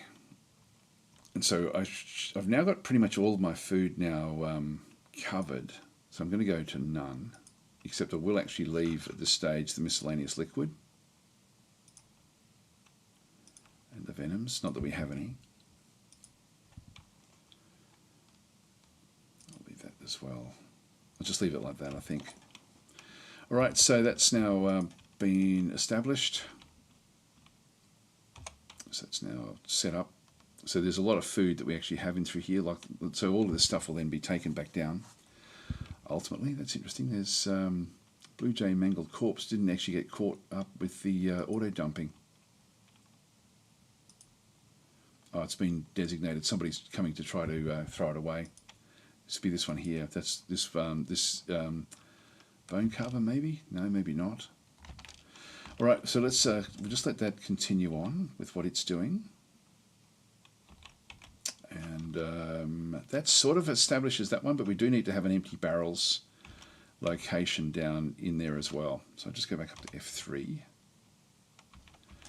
And we'll start to designate another zone in behind here for storage.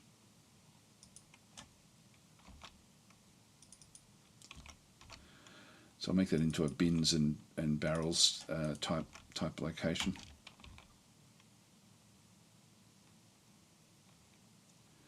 Still making cloth over here. I won't sort that out just yet.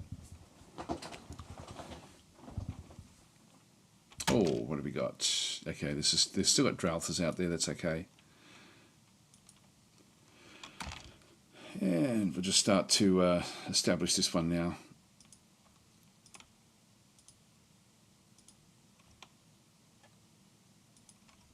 And that will be under food again. I think that's where it ends up, or is it under finished goods? Just try food. Just go to custom. No, it's not that one. None.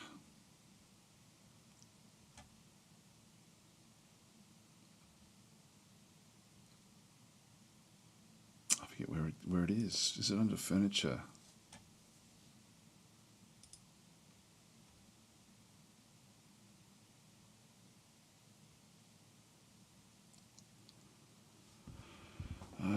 Animals, armor, bars and blocks, cloth, finished goods.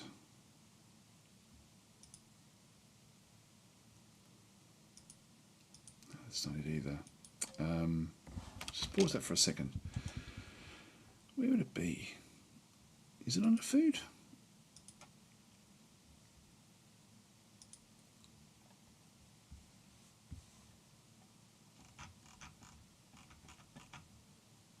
No, it's not there. Oh,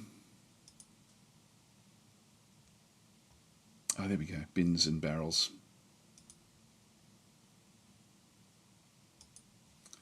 I'll just put a storage there for bins and barrels, essentially. And buckets might as well do as well, I think, back in this location. So that will be essentially where we pop those, which means I can sort of go back up the top now and get rid of the furniture storage at F2.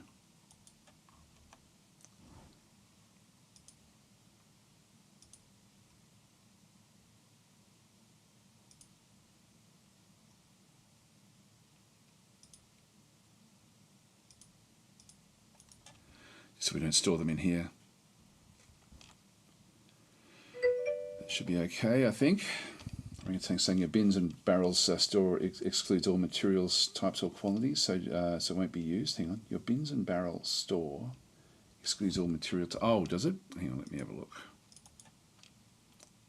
Yeah, I got rid of everything, didn't I? F3. Oh yeah, you're right.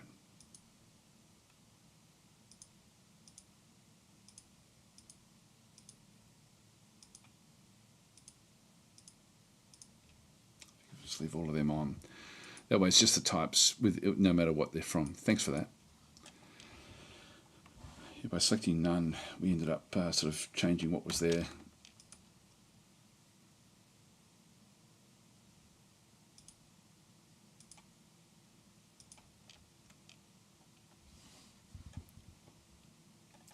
Empty barrels and bins and buckets and things. We'll see how this one works. We may have to split this up into different areas ultimately.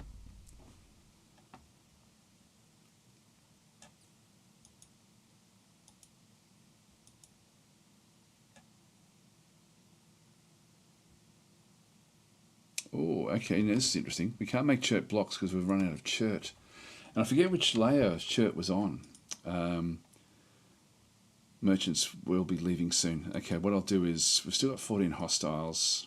The chinchillas are all just sitting back over there. Nothing else for us to really concern. Actually, that one there is a little bit close. Where is it? That one there. A little bit close to the entrance.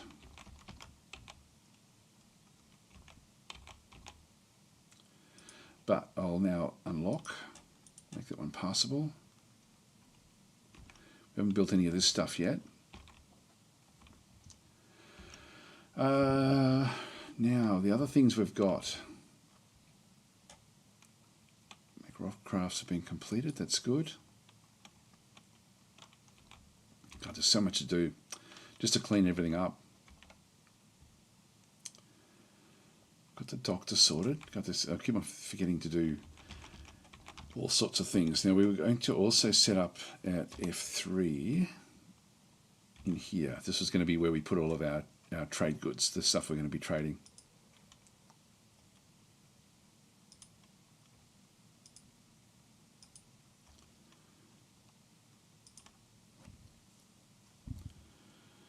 So finished goods.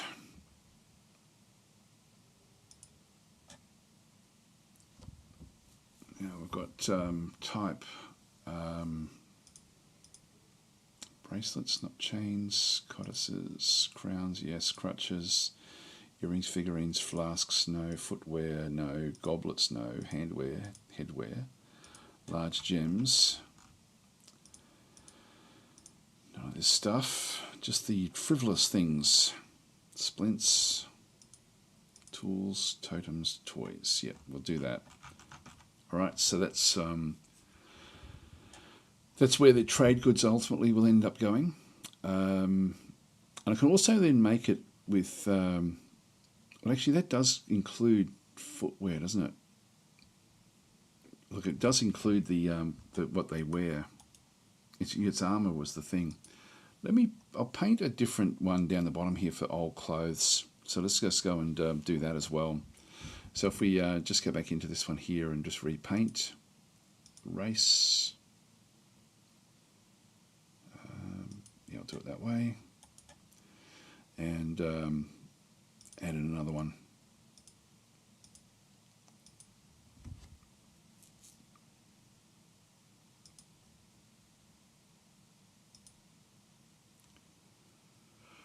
Finished goods, custom. Has to be armor, footwear, handwear, headwear, legwear. That should then do us, I think. And then what we want to have through here is we want to have the it doesn't matter what it's made of, that's going to be okay, but it's going to be made out of cloth. The core quality is just going to be, actually the total quality, I'm not sure how we make it so that it's old stuff. Doesn't really allow us to define it there.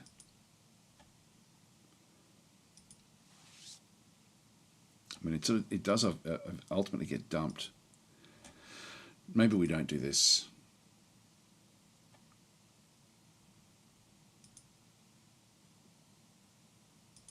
Yeah, let's actually not worry about it. Let's go and destroy this one.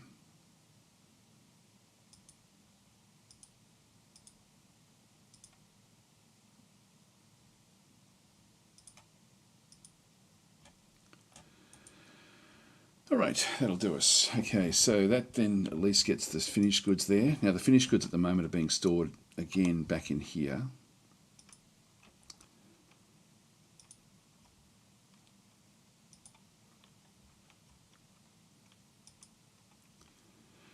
Amulets, crowns, bracelets. I'll just bring all of this stuff back out of here.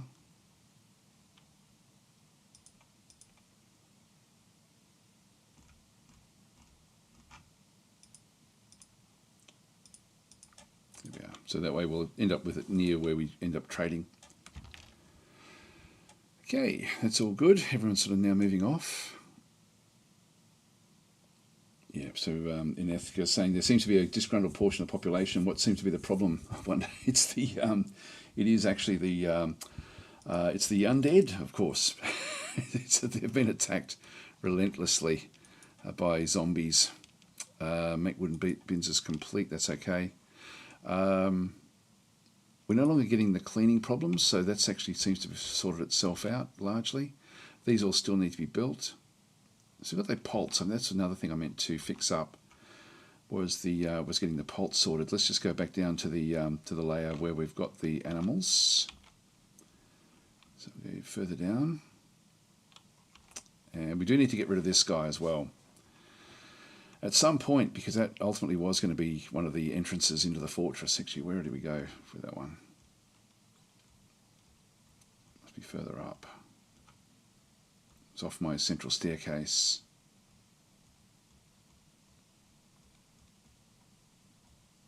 Yeah, there they are. All right, this zone here, I'm just going to use DF hack to sort this one out. So if we go back into DF hack, I'll assign through this one. And so what we want to do is just have all the egg layers included in this particular one. So if we just go back across and go only the egg layers, it means that these are roaming. They're not actually, they've been just, there's not, some of them are still in here, but one of them is just wandering around the fortress essentially. So we're just going to assign all of those. So they're now all assigned to that particular location, which means we don't have to worry about it. I might just get more nest boxes down the other side. So let's just go across while we're here. And I think it's furniture. Nope, it's not furniture.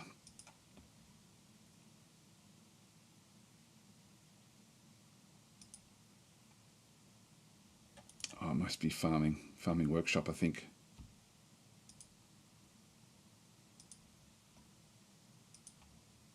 There they are, nest boxes, and we'll just keep building after placement. So I'm just going to go to the planner and just tell them we've got 6 nest boxes available, so they'll have to build more of them.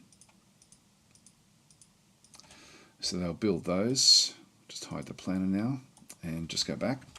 So that will then they'll then sort this one out, and that way we'll be able to get even more of the turkey. Turkeys are great because they give you leather. So unlike chickens, so they are quite valuable.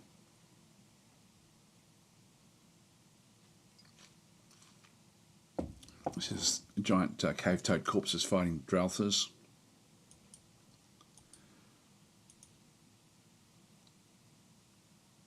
Oh, now we need a chert. We need a chert. So chert, where is chert? Blocks. That's mudstone.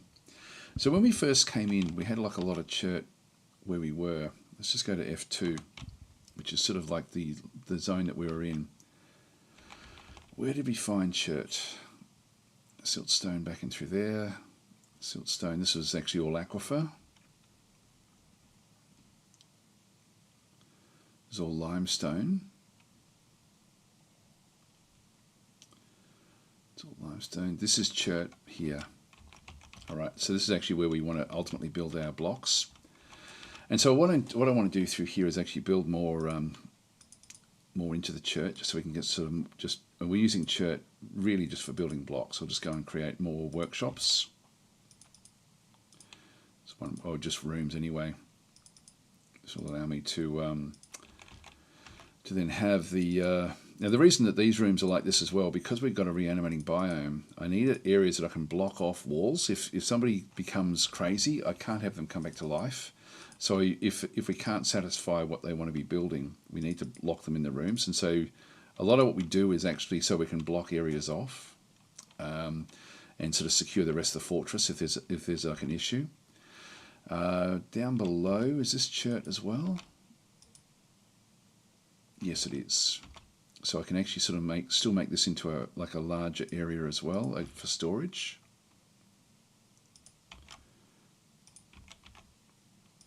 So I'll just go and establish all of this. All right, let's unpause and let them continue on. We'll just go down to F6 again, which is the going to be the sort of like the cavern exit layer. That one needs to be resume construction, top priority. And then we can lock this area off. Let's have a look and see what we've done here. We need to get this one now established as well. So we'll just go and do that one. Construction wall. So we're using chert blocks to do that. That's all good, and we still need to now start to, well, I need this to be established before I can then start to go across. So I can't actually access this just yet until this is been established. Like that's the next layer down needs that one. So I might as well just watch this one come through because that's it right there. All right, now we can go back in and resume construction there, make that a top priority. We now have access across here. So we'll now go in and build those as well.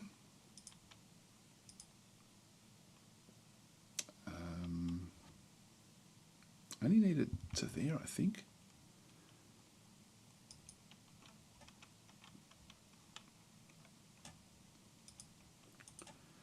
The layer below. I don't need that. I'm going to ditch that. Because that's from the outside perspective, that's a complete block. It's open if anything gets into here, but that's not really going to worry us if it's on the inside. So these have to be all suspended. Just while we go to the far end of the loop, we make that a top priority. And I'll make that a top priority as well. Actually, that's already done. So Union ID is now taking that one in. And this is still weaknesses. So I try to always show the weaknesses and then come in and fix them all up. The layer below, we have now essentially got this one can now be done because we no longer have anything to build there. So we'll resume construction, make that a top priority. So be careful we don't end up with dwarves being locked off on the other side. So Kivish the cook is coming in. That's good, and now we can make this into a top priority as well. Resume and get that one established, and then that way this whole layer is now secure. Things are getting smelly down in here. Let's just fix that one up. We'll go up to our up to the atom smasher, which is right here. We're going to pull the lever, do it now. So somebody will wander past and do that one. Okay, now that's going to just make sure that there's no one else around. What we don't want them doing is walking through here. It's down. Yeah, no one's actually walking over the top. That's now smashed it, so let's just go back up the top again.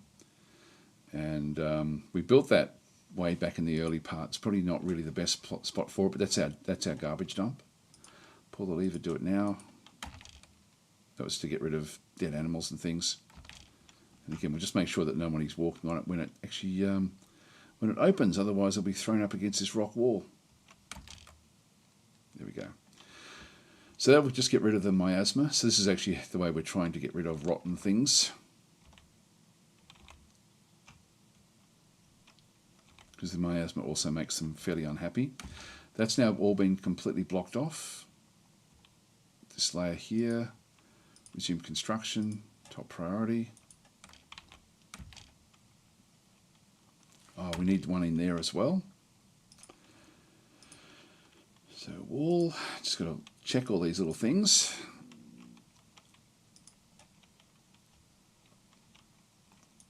And that one there just needs to be set up as a suspend construction for now, just until we've got all of this established.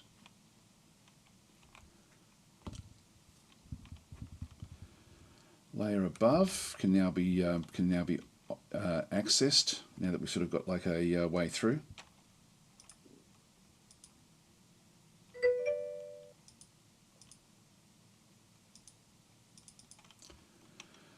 Go that way, go this way. They can walk then across that side.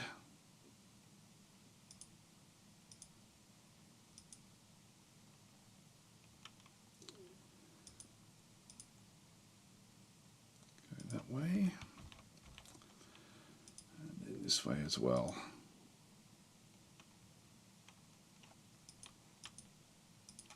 That'll do us. Oops, hang on. All right, there we go. Orangutan saying there is a gap in your wall. The block you cancelled near the outer atom smasher could be the route in from the top. Top, I'm not concerned about. That one there. That's at the moment they can fly over the wall. And still got a few. We've got one more layer to do after this to fix all that up.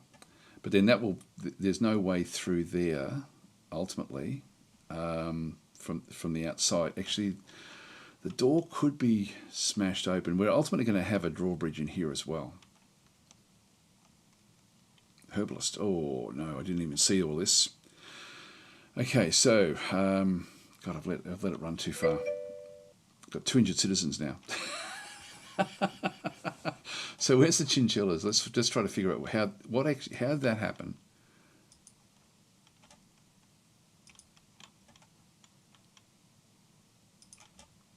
outside. What were they doing out here? What were they thinking? What were they doing? All right, so there's been a lot of fighting going on outside.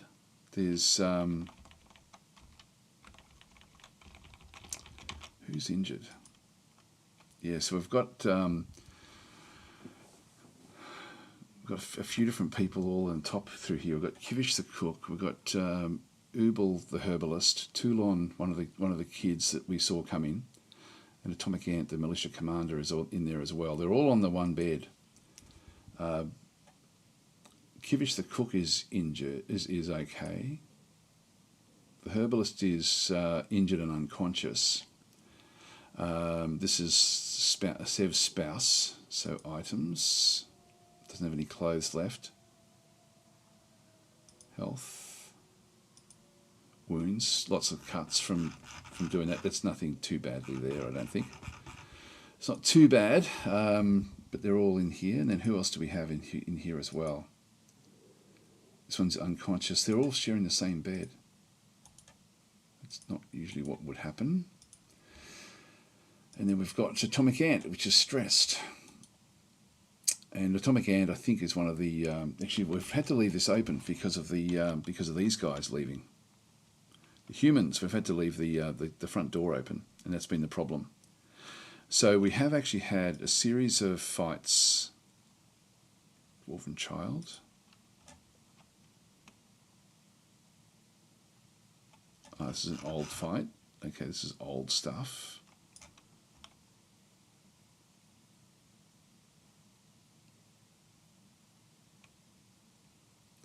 Dwarven Child charges at the Dwarven Child. That's not usual. I don't know what happened there. Some blood on the ground. It could be old. Yeah, I didn't even see any of this. I should try to set it up so that it will pause when fighting starts.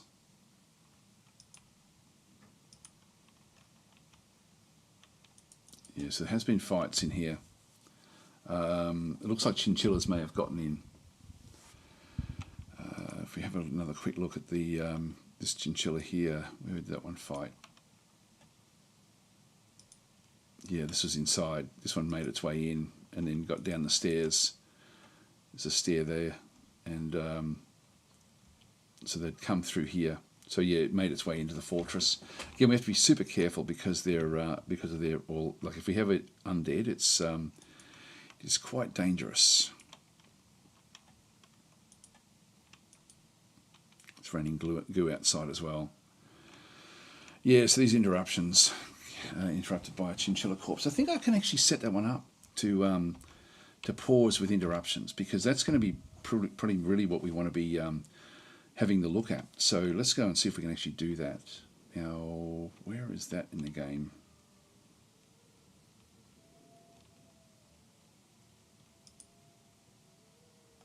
That's creatures. No, that's nothing.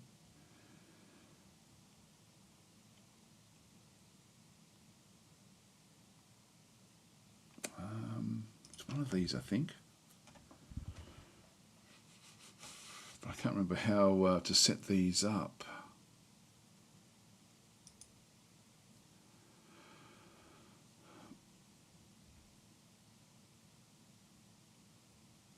That's all the messages. It's our message system, military.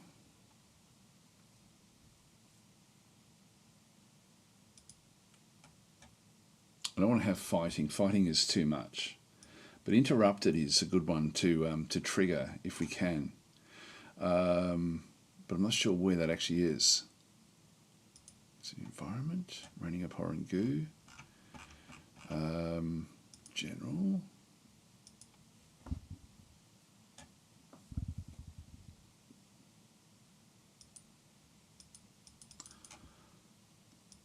It just takes us to the location that these happens. But I'm not sure how to set up the pausing. Arrivals. Yeah, this is just messaging. It's not showing me how to set up the pausing.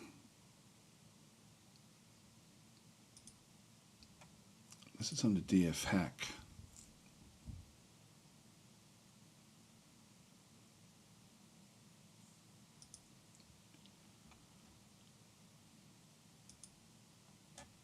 Yeah, I'm not sure. Let's just get that one back out again for a second. There's the still the humans are still making their way back out.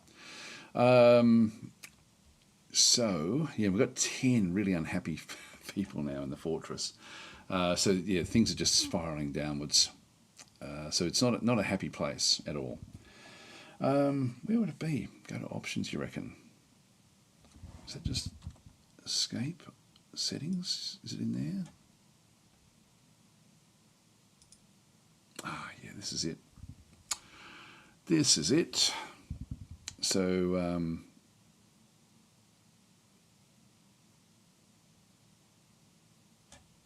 now this is all of the announcements.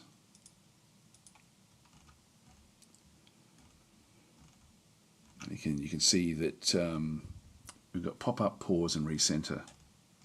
Wrestle, combat, fall over. There's a lot of them. Just looking for interrupted.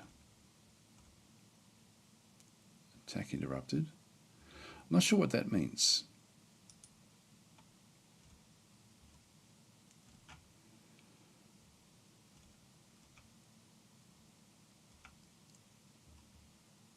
Adventure mode, that's all adventure in through there. I can't really filter this, and there's a fair bit to go through.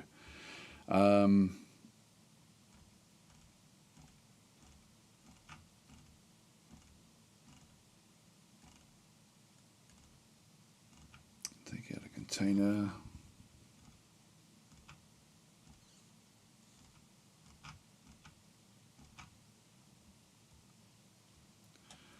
If I just maybe filter on these sorts of things.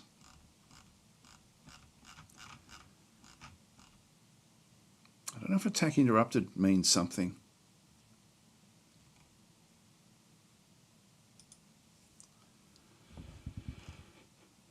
Okay, we've got things like citizens.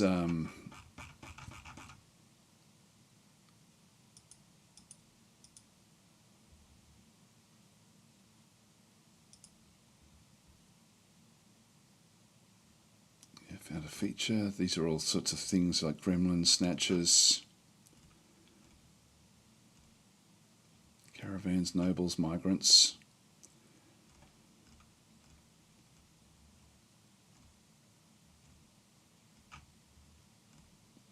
Birth, we've got strange mood.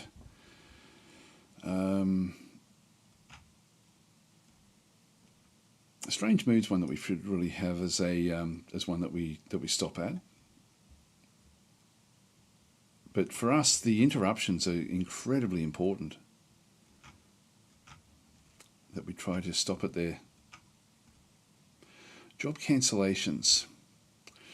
These can be annoying as anything, but this is essentially the same sort of thing. I might do it. I'll pop it on for now, and then we'll come back to it and just see if that's the one. If a creature steals an object, I think that's something we do want to have. Yes. Citizen missing? No, not yet. Okay, knowledge overwhelmed by stress, lost in stress, tantrum. Merchants leaving soon, because we need more of them for this particular fortress than pretty much anything really.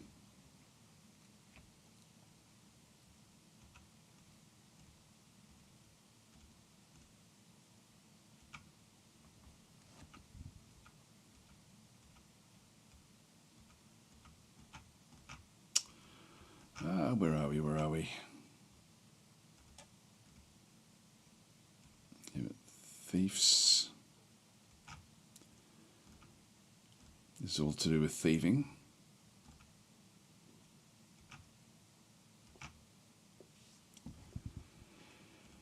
Embark, here, monarch arrived, yeah, blah, blah, blah. So, I'm not seeing interrupted, so I'll try that one. It may be too much for what we're doing. We'll see if that one works. It's Yeah, I would have loved to have had interrupted. Interrupted would have been great. I don't think there's anything else in here. There's evil cloud, weird weather. Like this is stuff that we don't need to know about really, because we do see it, and it's not dangerous enough to really sort of worry us. Failed to grab push item.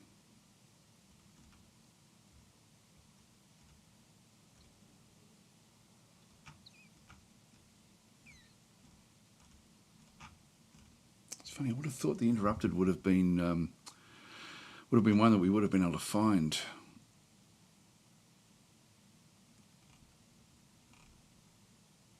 Actually, building destroyed is probably one that we do want to know about if that does happen, because that'll mean that doors are being smashed open.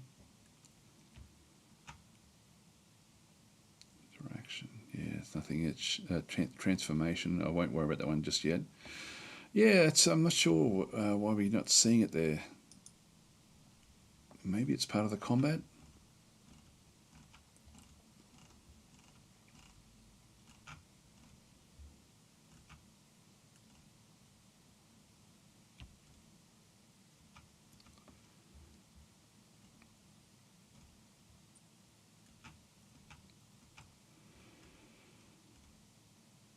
Maybe that's it. I'll try it and see what actually happens, and see if that does it. It's more the other one now that I probably want to get rid of. It's down here somewhere.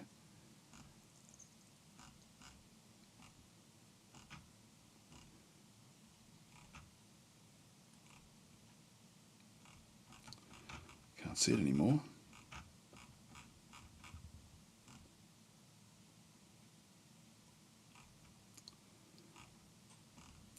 Job cancellation. We get a lot of those, so I'm going to turn that one back to no. All right, let's see how this one actually works. We'll just return to the game, see if that actually does help us at all. See how we go. So, so we're saying this is still a colony of fighting former dead colonists. It is indeed. Yeah, this is still the original. We've been going in this one for a long period of time, but people are very, very unhappy. Anyway, we'll just keep on sort of charging on through and see what actually happens.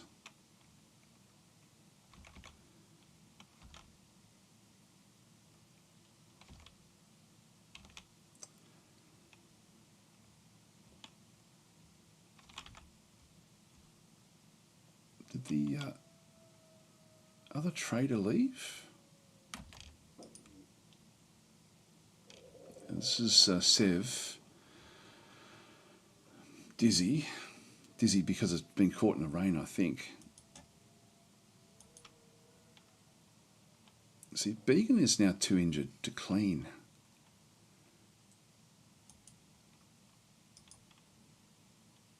Hauling mudstone from where? Now, if you're hauling mudstone from somewhere up in here, it looks like somebody's dropped some mudstone boulder.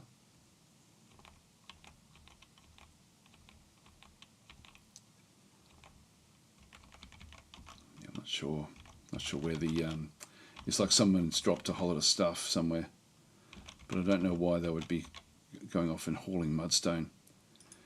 If we have a look at the health,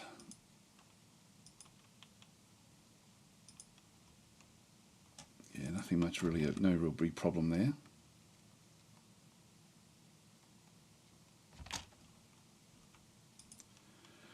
Yes, that's Sev. Let's now lock this one off. And it doesn't show up that anyone's been trapped outside at all. I've only got 6 hostiles left. And there'll be a fair few on that layer, just different undead things. All right, let's go back up to here again and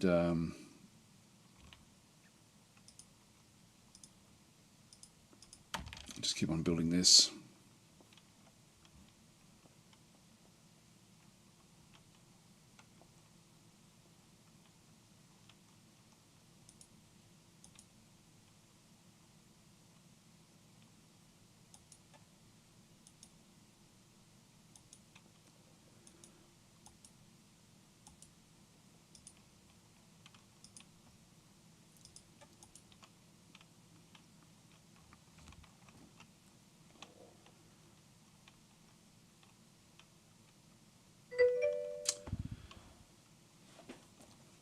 so elevation 23. I'm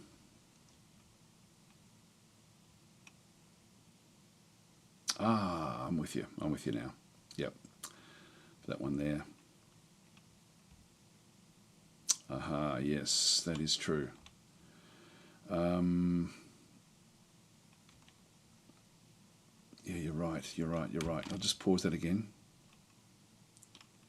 Chinchilla heads are fighting and stuff like that. That one won't really be a problem. If it's just a head, it really won't. Yeah,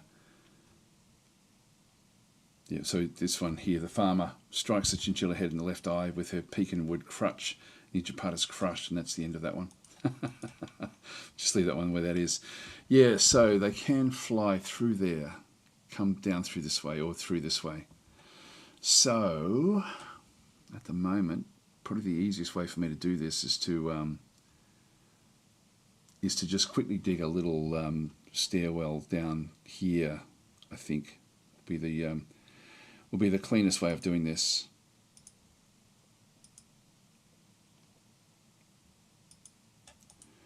And that way I can just quickly patch that one up.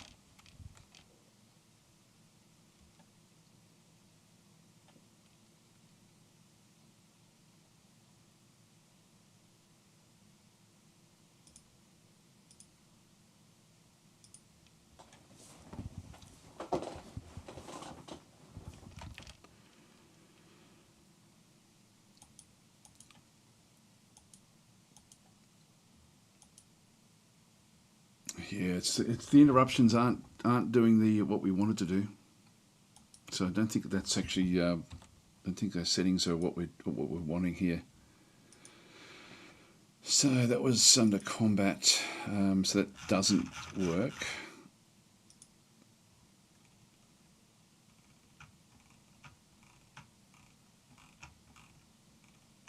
I don't want to just surprised. Let's try that and see what actually happens. That may be interrupted. The other bits and pieces are too.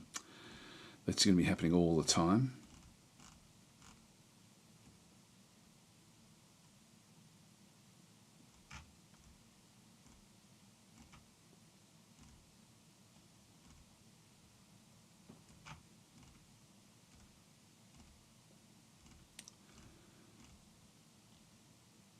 Let's try that. Oops. Just double check that actually did stick. Yep, so surprised. We'll just try that one.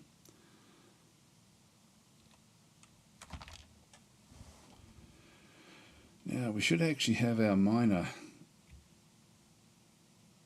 Yeah, miners still got too much work to do.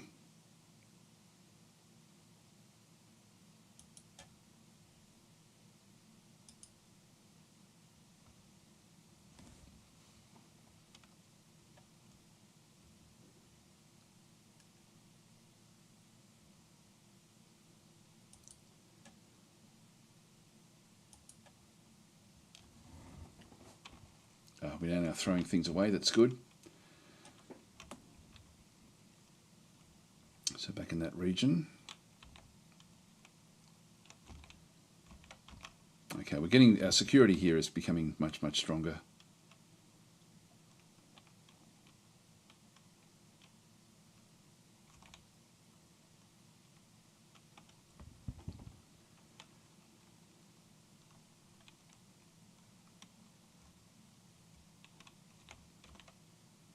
Okay, that's established.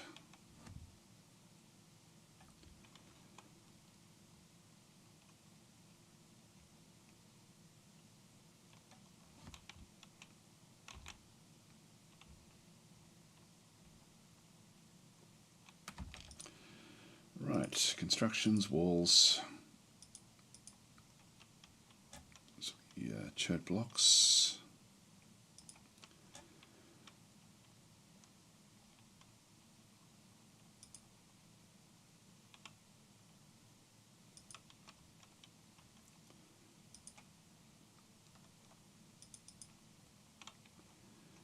Let's get all of these established.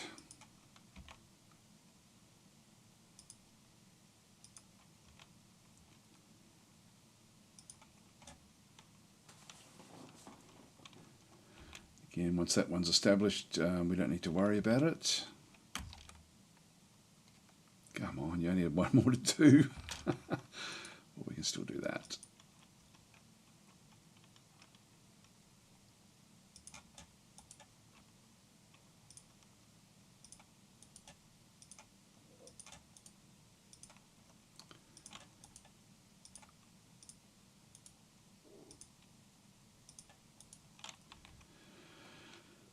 They can all be just done. That one needs to be suspended.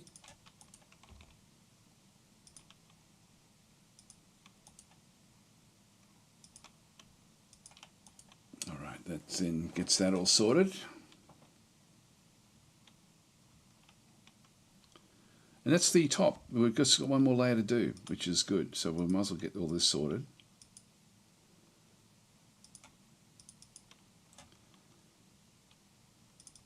Let's go that way and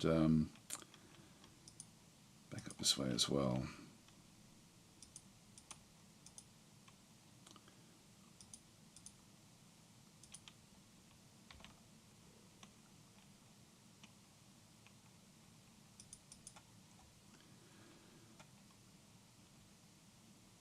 And that's the top layer on this other side. So we don't really need to worry about that one. It's just now it's just going to be this portion through here.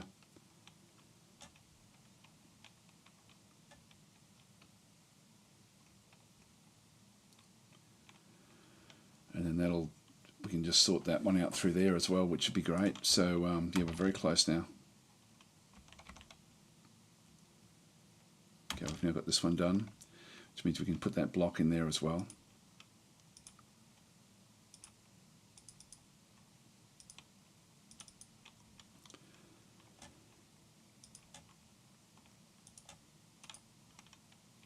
And make that a top priority as well. So this is all good. So we've now sort of got this one coming back through. This one here will be okay. Yeah, we'll just keep them coming out in.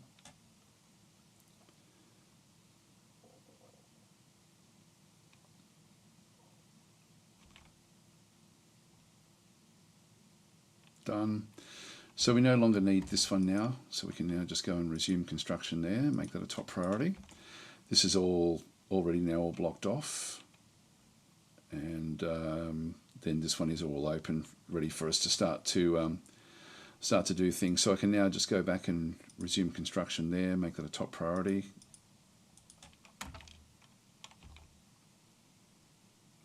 Something happening here where just resume that one.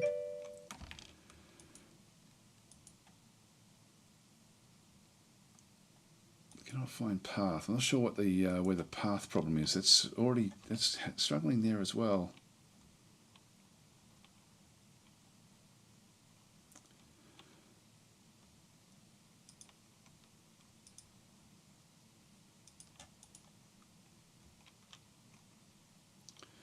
Not sure what's happening there actually. New leak. You need to close the staircase on 2232. Hang on. No, I don't actually. That's blocked on the outside, and then that ultimately, we're still building. This one ultimately will be internal. Will it? It will eventually. Yeah, okay, I will actually block this off in that case. Yeah, so I will actually put one more block in there. It's just going to be, there's a block everywhere there, isn't there, really?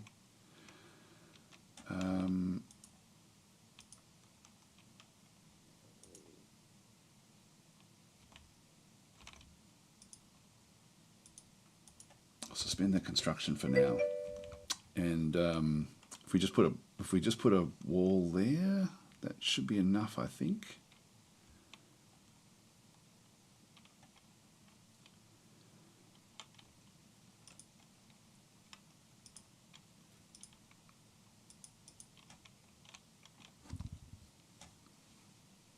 Use bauxite, which is close by. All right, see how that one goes. Yeah, just this staircase, yeah. So if I just block it over the top.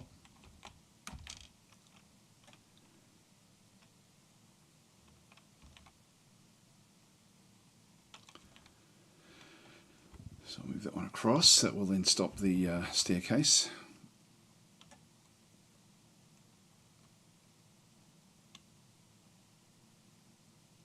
Okay, so that's now been blocked. Essentially the staircase doesn't go anywhere. That layer is, this is layer 23. So that layer 23 is done. Layer 24 is secure in through there. There's nothing else that can really sort of get through there. That's all secure. Resume construction there.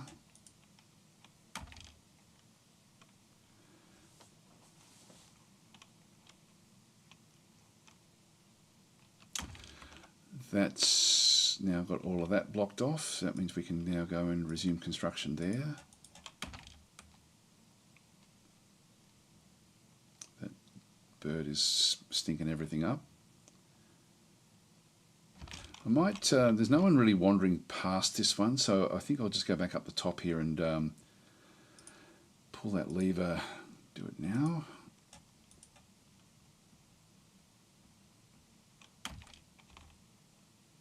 Just to get rid of the miasma.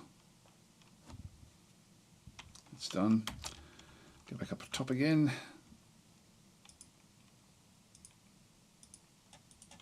Pull that lever again.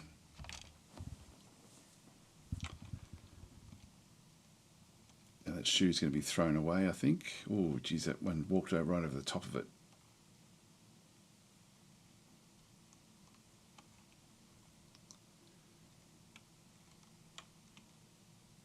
Oh, it's there's the shoe. Got thrown up in the air and then got hurled across to here. All right, so that's still all sort of happening, which is fine. Not sure what's happening here.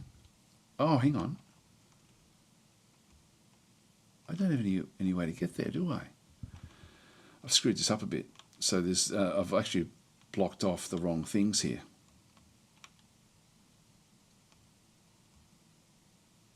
All right, what we'll do is we'll just go and put a batch of flooring down.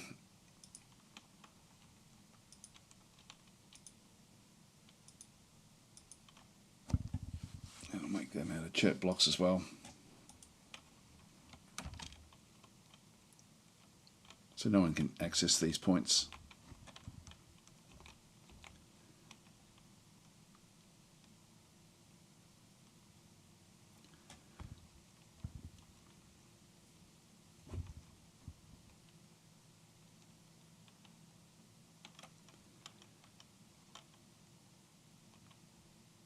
It's raining goo again.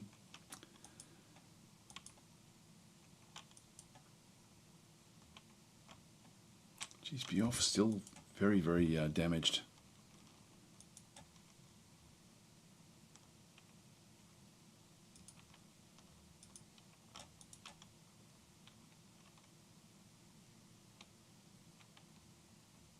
They're locked in.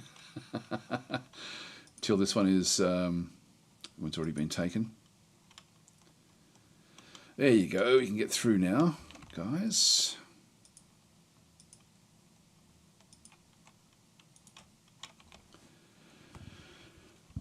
Get all these done now.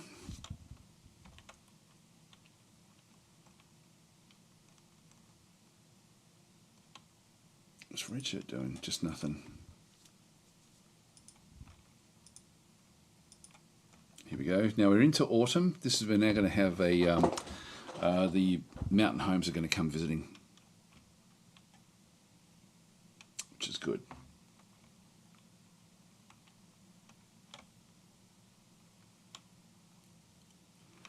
Well, we haven't had anyone die this this session, which is pretty good for us. A lot of very unhappy dwarves, though. Extremely unhappy. I think we'll have to sort that one out next week, I think.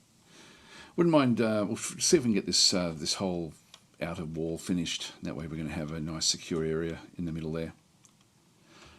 Make top priority is, this is a wall, make that one on.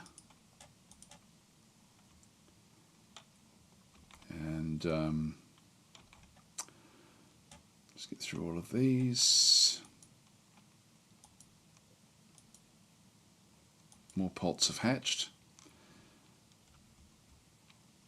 All right, so we've now got this one. Let's just go and this is our last upper layer actually, which is good.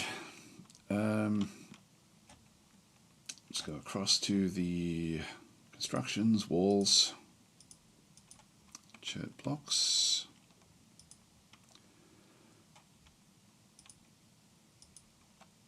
Oh, hang on, wrong area.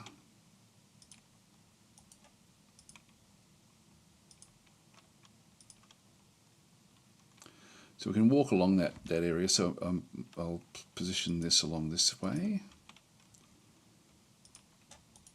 Suspend that one. Suspend that one. And then we just need to, we'll have this walkway here, so we'll just need to block that little bit off there as well.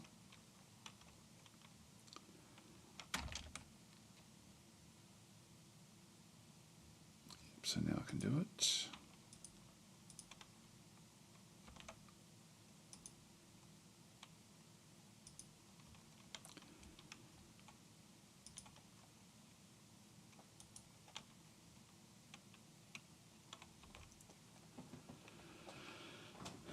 Okay, that's good.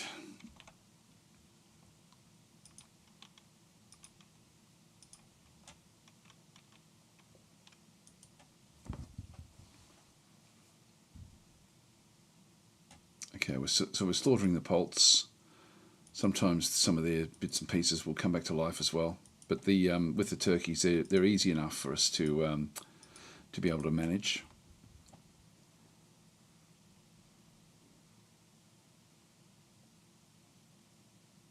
That one there, we need to actually place another one in there too.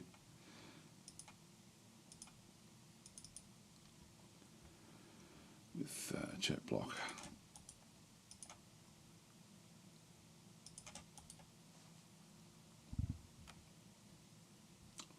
So slow. Hauling bauxite. Okay, so it's hauling a boulder. Great. Okay, so that's now blocked off. There's no way that anything can fly back into there. That's the top layer. So that's now all completely secure. Just double checking all of this as we go through. That one doesn't lead to anything.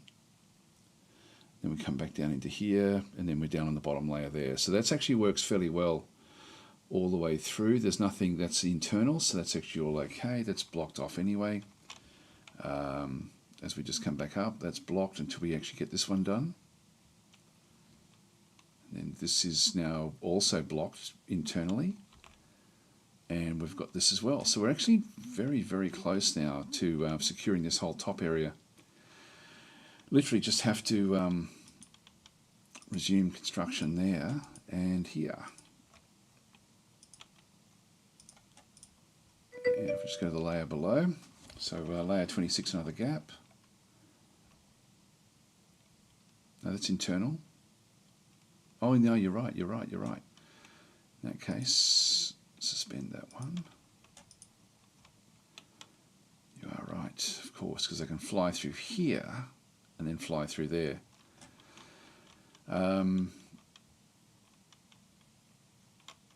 So yeah, I can just place another block there. Or anywhere in this little area.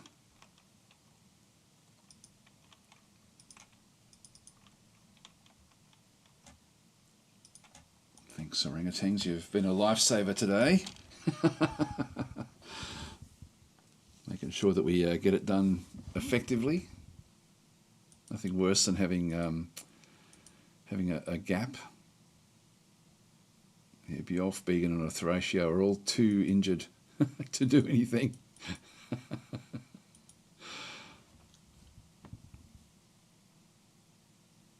All right, that's now blocked. Resume construction there.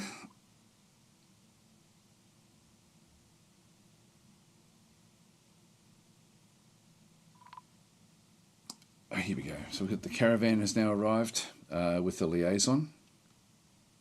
Now what we need to do here is just quickly pause and now open things up. So now we actually have a full-on caravan coming. So this is the first time, I think, that we've had this actually happen. I think we've only just been able to get this established.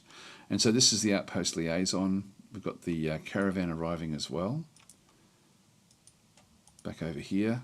Now that's going to ultimately end up with, I'm pretty sure that's going to ultimately end up with actual units. So we'll just go back into F3, and that there is the trade bridge. So we're just going to go and pull the lever, do it now, and open up the fortress this way. There we go, one of the kids has done it.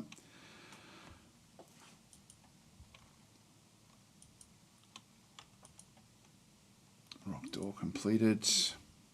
And so what will happen here is this will now drop.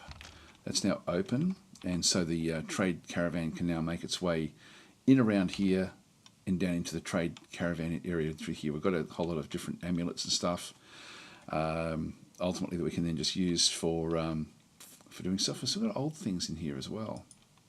All right, let's go back to the outpost liaison. He's now wandering his way in. He's going to go and meet with, this is Avuz. There's nothing dangerous outside. Coming through all the traps, down through the fortress, to try to find the Munkerstrap. And now we've got diplomacy. So Munkerstrap will be in here somewhere. There he goes. He's now conducting a meeting, a diplomatic meeting. So we've got the I'm your liaison from the Mountain Homes. Let's discuss this situation. Okay. Information added to civilization. We should have a look and see if there's anything in there that we need to be aware of. Now, make requests for next year's trade caravans. They'll charge more for these items. What we really need is the gypsum powder. We should be getting it this time as well, but I think it's something that we always want to be going and getting. So if we go back to the powders, gypsum plaster is what we really want. I'm thinking if we can make the money, I would love to get actual armor.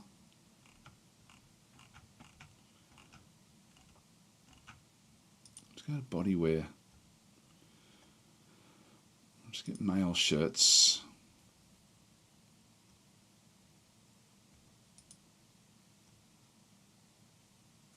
Just put helms in as well.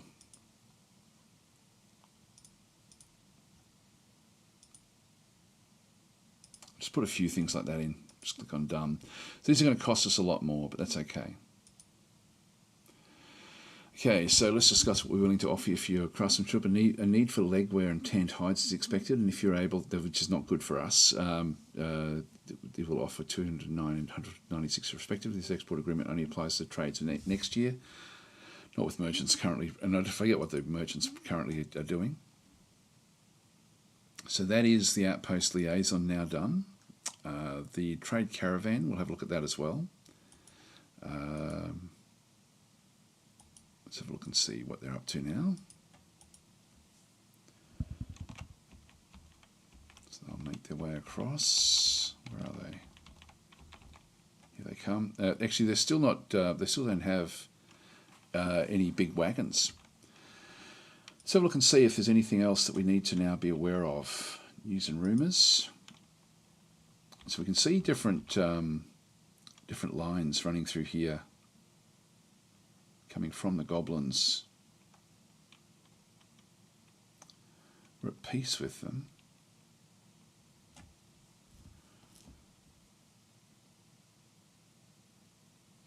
Yeah, it looks like goblins have taken that one.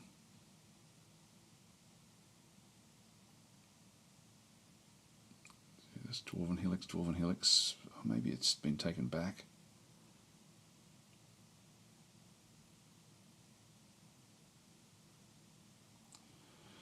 Anywhere where there's messages, there's stuff that will then sort of show up and through here. Not seeing much with these goblins.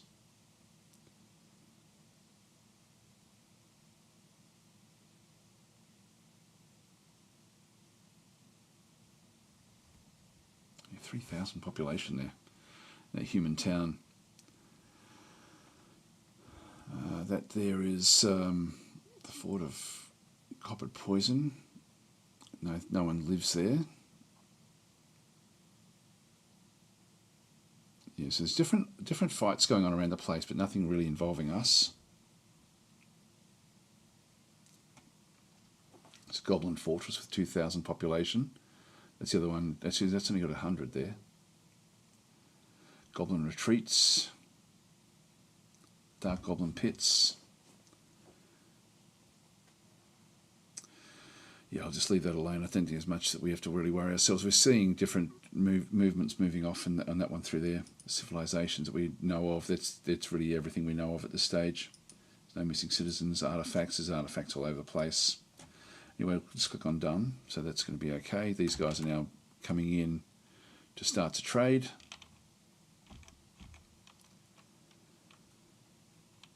All right, so we now have, that's now done. They've arrived. They should start to move off. Geez, all of them. A lot of people are injured.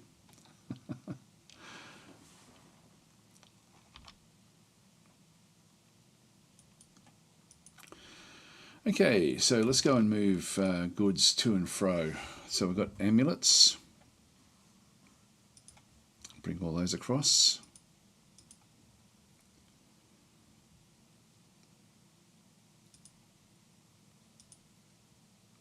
Anything that's crappy, we'll just ditch anything with an X on the end of it.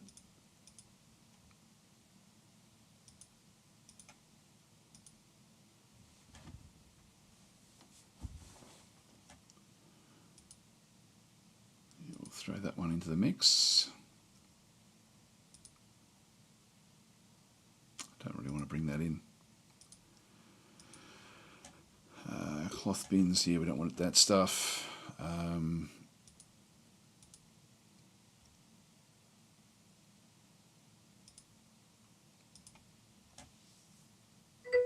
Get all the bracelets. The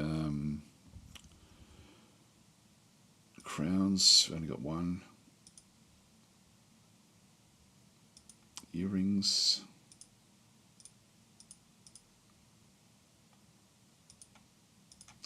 Bring all these across. So Sismig saying, could you please brief a little about the game? I'm curious, but don't know anything about it. Yeah, okay, sure. I'll do a. I'm about to sort of wind up, so it's a pretty good opportunity for me to do a complete summary as to what's happening and how things are working.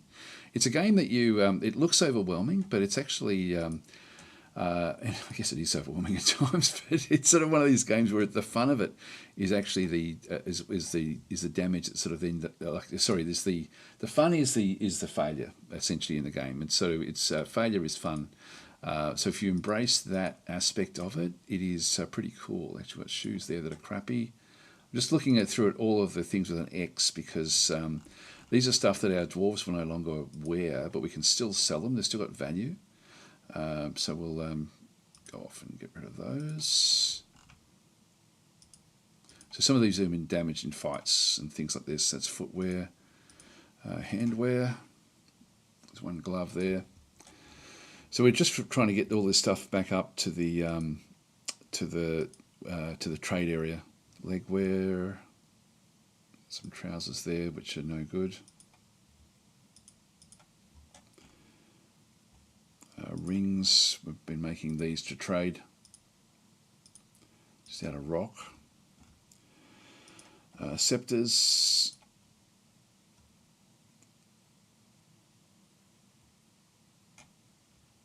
That should be enough, I think. Tools. So yeah, we don't really want to bring any of those across.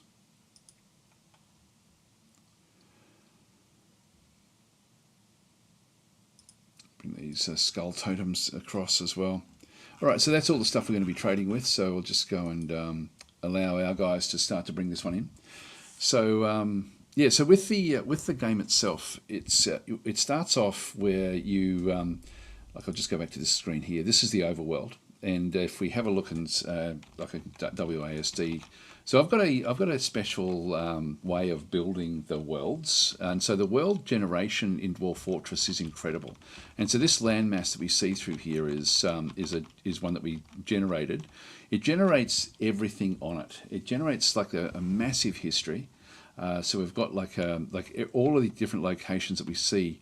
We only play in one little area, which is if I go and center on the fort, that's our fort right there. So we play in this one little zone.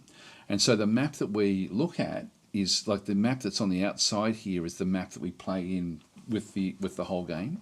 Everything else around it is actually part of a history that's developed when you build the game, when you start an actual game. There's the only other game that's even close to being as in-depth in its construction of the world is Shadow Empire. Nothing else gets close to it. It's like there's full-on histories. There's like hundreds and thousands of different events that happen before you even start playing, and those events can have bearing on what actually goes on. So all of the in blue, that's our dwarven civilization that we're part of. So we're part of this particular civilization. Green is allies. Red, you can see there's a necromancer tower there, for example, which is red, which we're at war with. So red, if you start to see lots of red, often the goblins you'll end up being at war with. And so in this instance, we just haven't been, and which has been a bit unusual. But you can see there's a fair few allies that we actually have as well, and they'll come and trade with us, etc. But this is all established. This is not just randomly constructed as required. There's all sorts of histories that will have gone on, building up to the actual game itself. And so you end up with this legends mode of the actual game. So where you can actually go and read the legends of the world itself. And it's just, there's so much in it. I don't know if I've actually extracted one out. Let me have a look and see. I'll see if I can find it. Oh, by the way, if anyone does want my settings, it is you can get it for free. Basically, it's just convenient for me to put it here at coffee.com/DasTactic, and so if you just go to the shop there, this is where I put my mods. So this is DasTactic's Dwarf Fortress World Generation settings. So this one here actually just goes through where you can actually then make different like Fantasyland and Evil Island, which is what we're playing on. So we're playing on an Evil Island, which makes the world so much more dangerous in terms of in our case we're playing in a place that reanimates, that makes zombies, but that's not part of the there is that in the game, but I've just really extended it in this particular setting to make it so that it's all over the place, whereas not everywhere, but it's still, you can still pick and choose your spots. But in the normal game, it's very hard to find a reanimating biome. But but with that setting it does sort of change it. So you can just grab that for free from there. Just put a 0 in there and just get it now. So there's that one there. I'll just go and see if I've got the. I'll just open up the legends, because that does put into perspective what's actually happening in the game. Because once you actually understand the scope of the game, it's sort of it's dramatic. So I'll just go to downloads.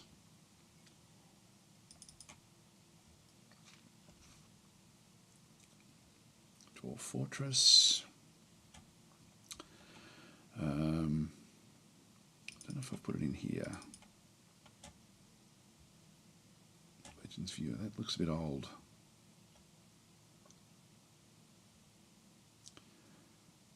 Have another quick look and see.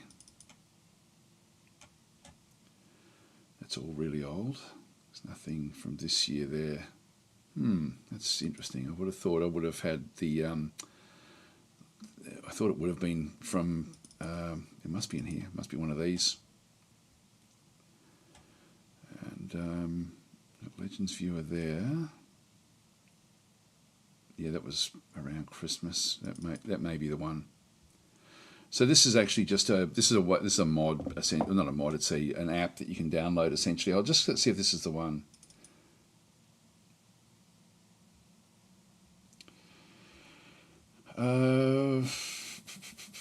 And that looks like I may have exported this one out.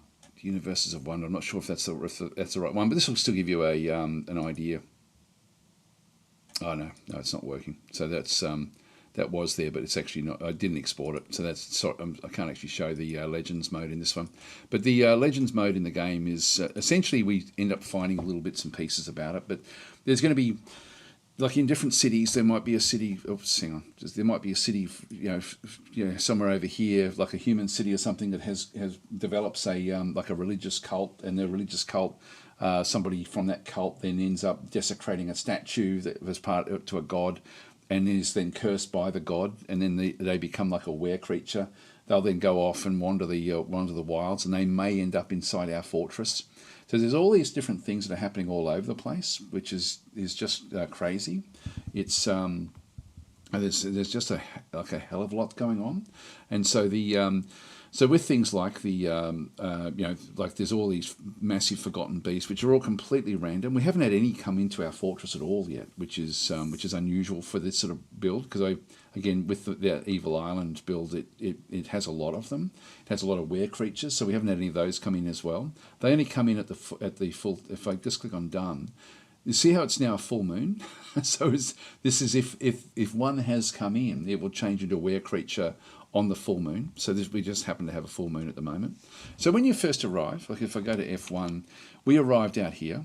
So this is actually where our caravan of 7 dwarves arrived, and then we have to figure out what to do from that point forward.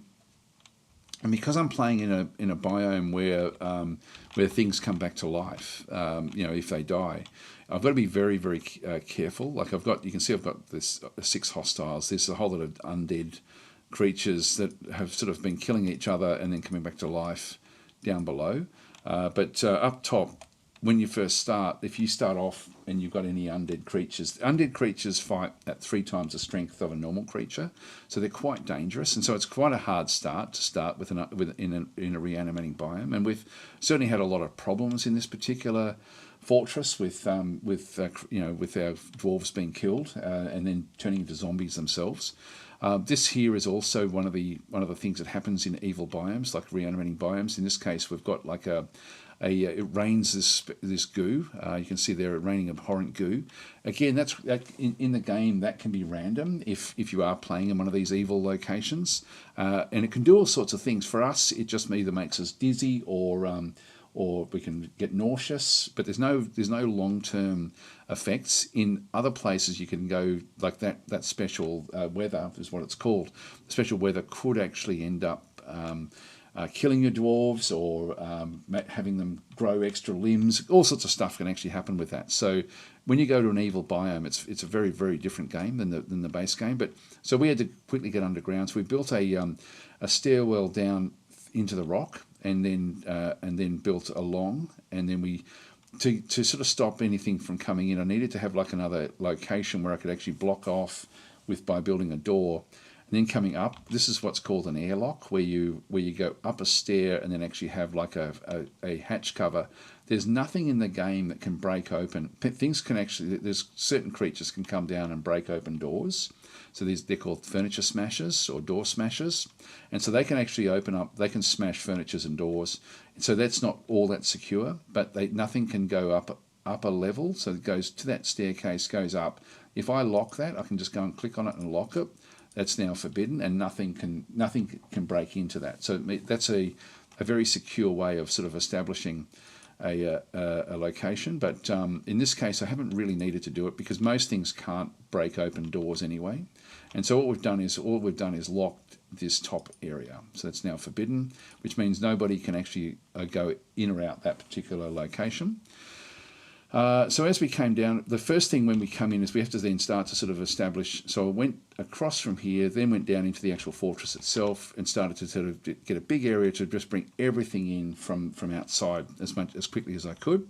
And so once that's established, I can then sort of lock off the doors and then start to establish it. But we had all sorts of attacks coming in during that process. You can see there's bones all over the place. Different undead dead creatures actually had come in and attacked us while we were trying to establish all of this. You'll see that there's blood all over the place as well. There's like corpse parts. There'll be blood all around here. These are all different dwarves that have had to clean themselves off around this well. So eventually we start to build things up, and in this case what we've got is we established a well. As we started to come through, there's aquifers. If I go and have a look at this as we go down, there will be this one leaks water, so there's water will leak out of the walls here, which we've used this to establish a what is it, a well. So we've actually made water going to this location. This is actually showing again where there's different water that is wanting to leak in. So this is actually, when you've got the double in one there, that's the leaky walls. And so we've had to smooth off the walls in here to stop the aquifer from triggering on this side.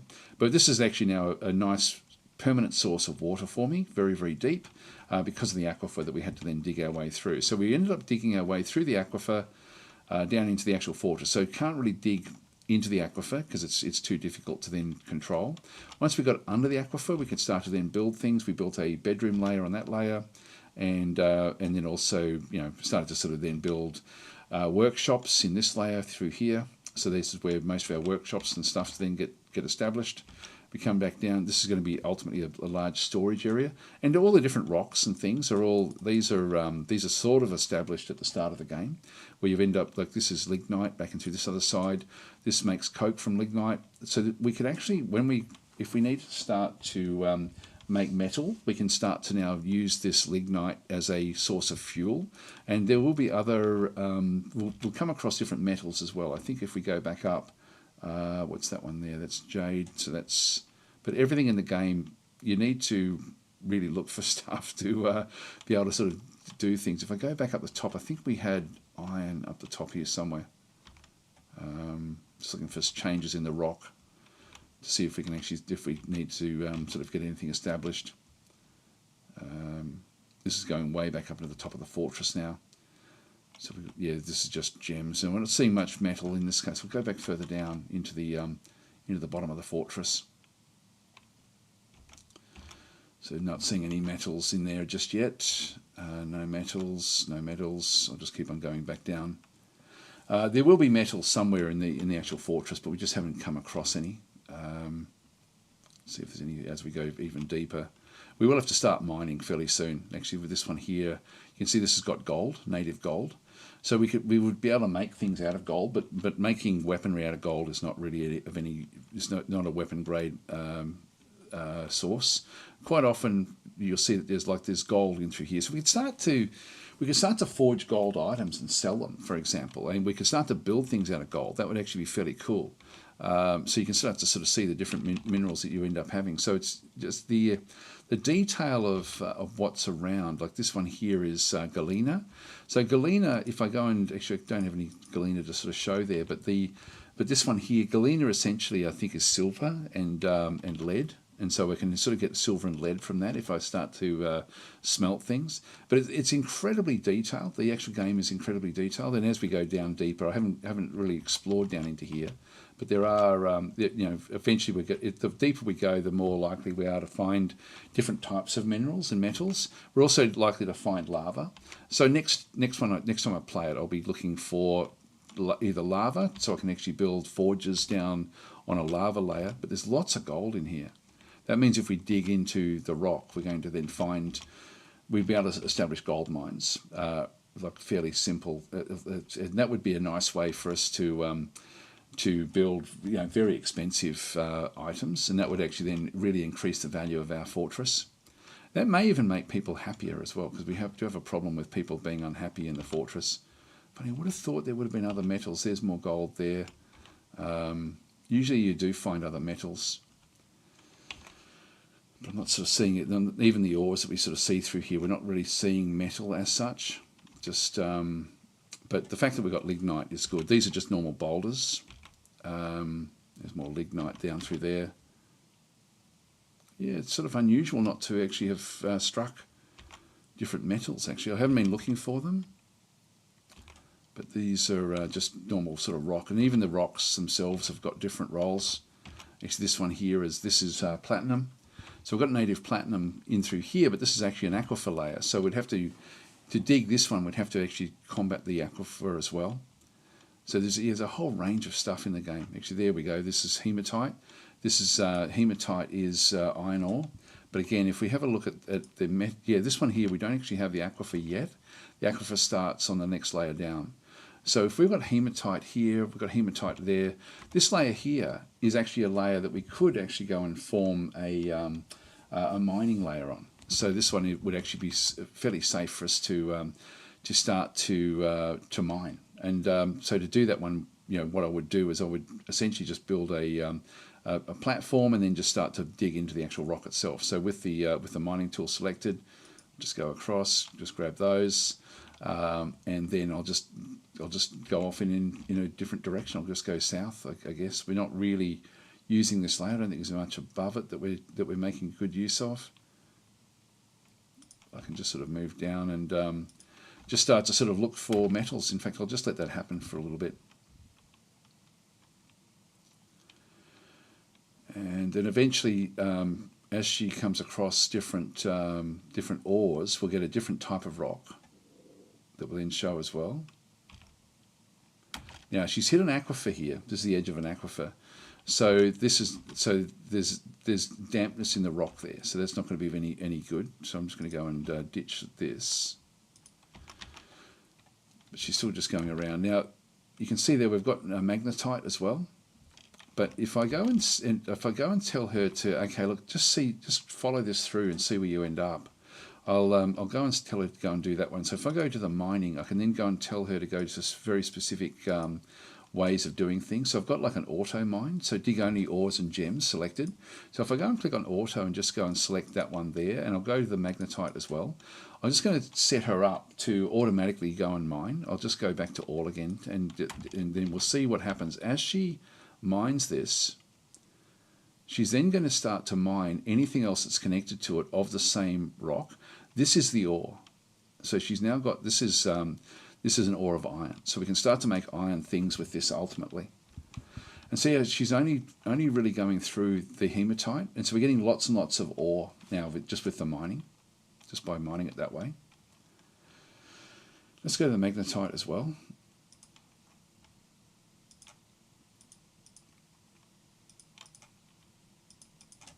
Just go and select those. So she'll now just go and this will then just expand. And so she's now got magnetite. Magnetite is also an ore of iron. So this is actually a different sort of, so we've got got hematite and magnetite. And so ultimately we'll be able to make iron weapons, iron armor, things like that from that one in through there. Let's pause. Oh, here we go. We've got a human crossbowman is fighting and a dark gnome. All right, so we've got a few different things that are actually now happening through here. Dark gnome, where the hell is that? It's a corpse. All right, so outside, this guy here is a dark gnome corpse. So it's an undead gnome that's wandered in from the outside. It's wandered in off from the left-hand side by the looks of things in through here. And there might be, it looks like, because we've got the fortress locked down, so this guy shouldn't be able to sort of do anything. So this is actually just a corpse. If we have a look, we've got 17 hostiles now on the map, which we only had 6 there before. The trader is ready to trade. We have locked everything down, I think. I'll just double check that, because what I don't want to have happen is these guys to get inside. If I just press F1, I can then go to the entrance. Yeah, we have forbidden that one. So these gnomes aren't strong enough to be able to open the door or to break through the door. So wherever he is, I'm not sure where he is, but there may be a human outside as well that's going to be fighting him. We'll just quickly go back through these messages. There we go. So we've struck magnetite. We're striking different things in through there. Digging detonation cancelled because of damp stone. But they're just going to mine that layer and basically just mine everything, and which is fine. We can just leave that one sitting there until we're ready to do anything. Okay, so we've got 2 dark gnomes actually outside. If we have a look at the, there's a bolt there that's been fired. So there's I think that is a silver bolt. So the human, whatever human is outside here, has been dealing with that one. There's a lot of undead stuff. But if we have a look at this human, where are you?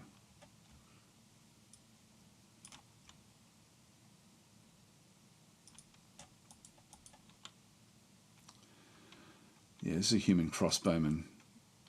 Thine tower curled. Terrified while in conflict.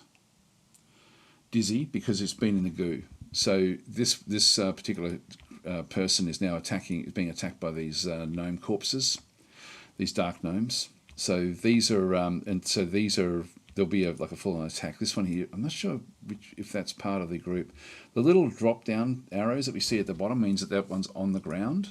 So there has been some sort of problem with the fight. We'll have a look at this in just a minute. So we'll come back to this one. And we've down below we've got Dwarfs and undead cave toads.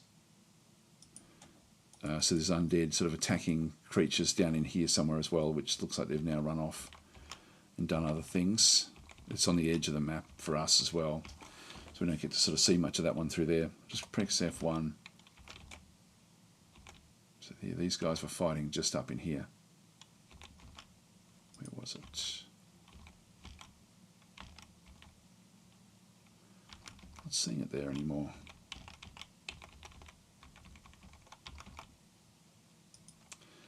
Yeah, so just go through the hostiles and just see these are all undead that have been killing each other and then coming back as undead underground. Then we've got that one. 1, 2, 3, 4, 5, 6, 7, 8, 9. So there's heaps of them. And then we have the crocodile that we caught. All right, so there's a fair few of these dark gnomes up top wandering around. So we definitely don't want to be opening up the anything for that just yet. So it's too dangerous up the top there. And the human got caught in that raining goo and has now got a problem. Just go back up to there again.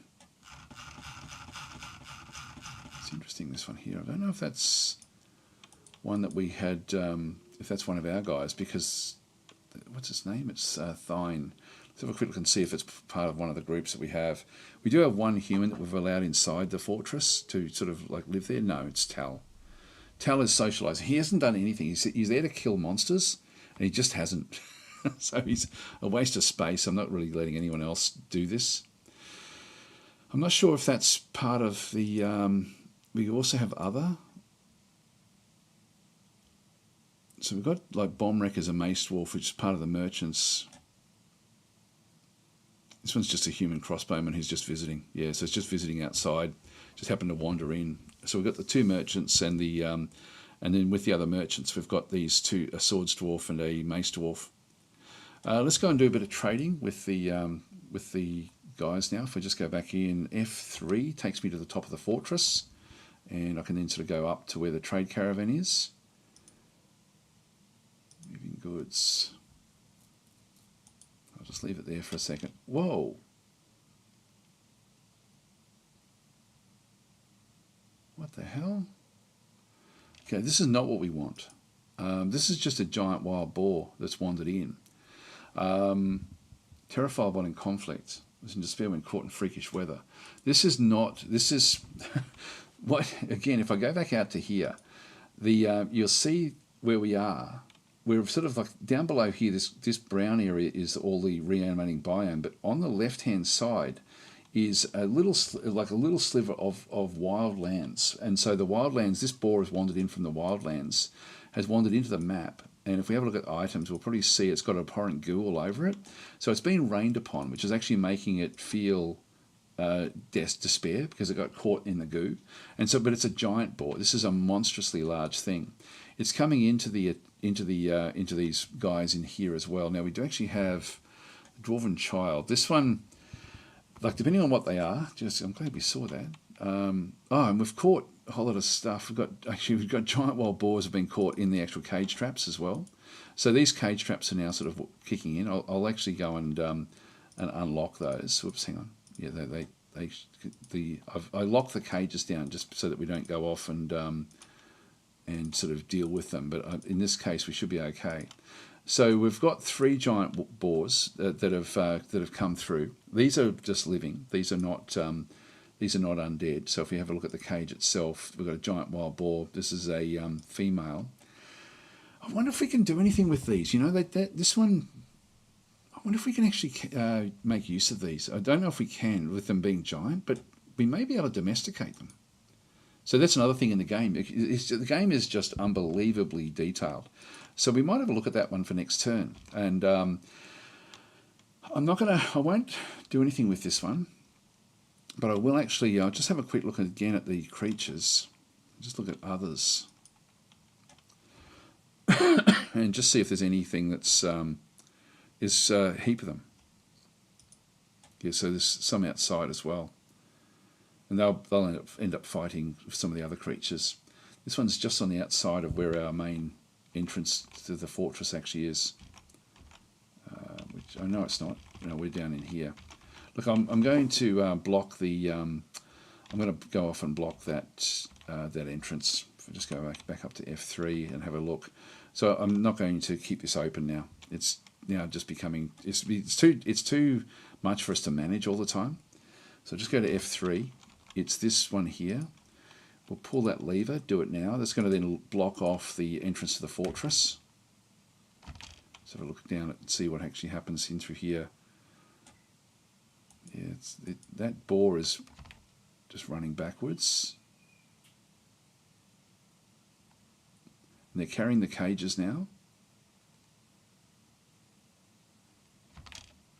Now, where did it go? I think that may have just raised just as it was wandering past it, in which case it's been what's called atom smashed, because it's nowhere else. We're not seeing it anywhere. Like it didn't get thrown or anything. So I think that's now been blocked off with a drawbridge, and I think it ran into the mechanisms of the drawbridge as it opened, as it closed, which then killed it. So we've still got this one in here. That's these have not been reset. Oh yes, they have. Maybe that's it there. I'll just lock these cages down. Yeah, there are. There's two of them there.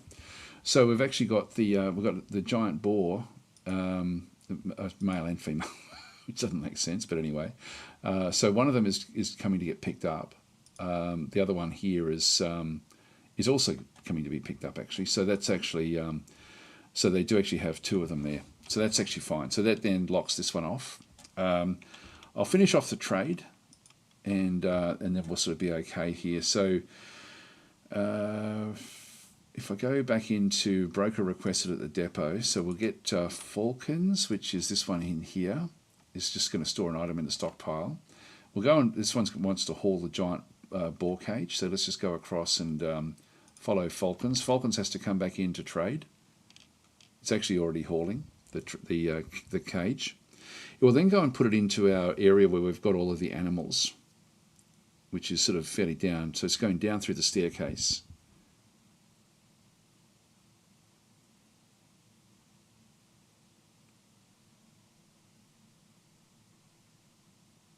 And then drops the cage in there.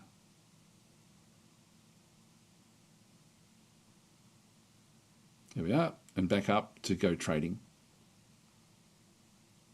So now we're ready to trade again. So I'll just move that one off. So now if we go into trade, it'll then tell us if there's any trade goods that we still were waiting on.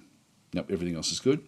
So these are all the stuff that we now want to trade with the people from the mountain home. We're going to select all of those addresses.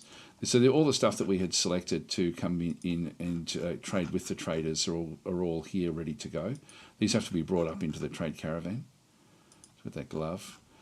All of this trade goods in through here as well. Get all that. So by clicking that one there, it selects all the stuff inside. Figurines, amulets, scepters, crowns, rings, earrings. These are things that aren't of any great value other than just the dwarves like to wear them. We've got the trousers there as well. All right, so this is all worth 1,700. So at this point in time, we now just need to go through and find what we want. Now, the thing we really, really want, actually, there's a water buffalo. I don't want that one. Gypsum plaster bag there. We want the gypsum plaster because this is how we set our bones. We don't actually have any gypsum. I won't bother with the sugar. But the gypsum plaster, I've got a fair bit of that there, which is great. So I'm going to grab those bags of gypsum plaster. That's what we've been asking them to bring. So it costs us a lot more than what it normally would, but it's super, super important to us. Now, what else do they have? Can we make another military? Let's see if there's any weaponry that we can start to sort of make use of before we build our own. There's different meats. I won't worry about the food. Plump helmets I won't worry about. Seeds I might grab some seeds, but not we don't really need them. Cheese we won't worry about at this stage. Yeah, there's nothing there. I thought we might find some. We've got nickel, silver.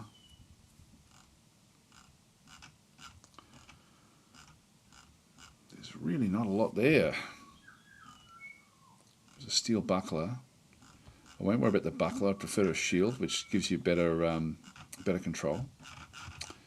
Yeah, so there's nothing much there really.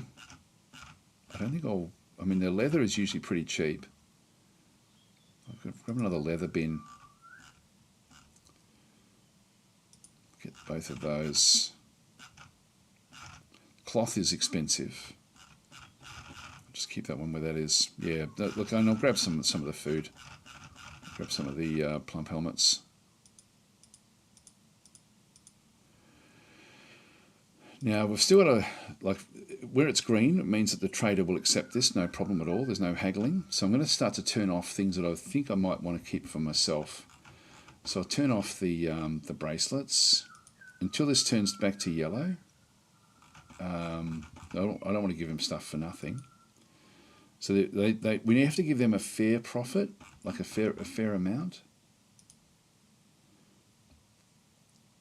Crowns, the scepters. So this will change fairly soon, I would think. The amulets, figurines. It's a good idea to give them like a bit of profit because it makes them happy.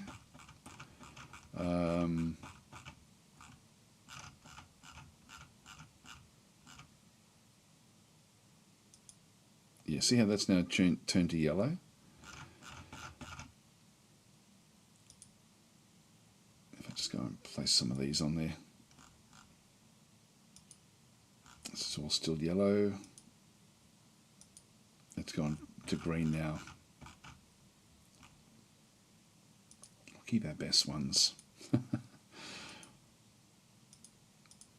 So it means that even in yellow that there'll be a bit of negotiation. So if I'll just go and show you, like if I go back to yellow, which means that they may accept it, but they may not. So sometimes if you really need stuff, you think, okay, look, I'm not going to haggle. But we've got a lot of stuff we can haggle with. So whatever's left over in here will be what they'll haggle with, the stuff that we haven't clicked on. So we'll just go into trade. So sure you want to trade the selected goods? Yes, proceed. And they did accept it. So in that case, there was no real problem. So so they're happy enough with that one through there. There's really nothing else that they've got that I want. So I'm just going to go off and leave that one there. So I'm just going to go back out, click on through here and just go, no trader needed at the depot. We've now done our trade. So that's all good. We've got our gypsum. We'll ultimately end up with the finished goods back in here again as well. And so that's all fairly good. And those boars, we'll have to think about what to do with those next turn. So with those, they're going to end up in that area where we've got all of the stuff. Now this is good. They're starting to smooth out this hospital area now as well, which is great. So this is like if I go back to the layers, this is a big hospital that we're building, and ultimately this will be our main hospital. So the traction benches, we still haven't even built these yet. So this hospital is not ready yet, but it's ready enough almost. Straight bolts, wooden cages, that's good. So we're sort of, we're doing fairly well. Dark gnomes. That human, I think, is going to be dead.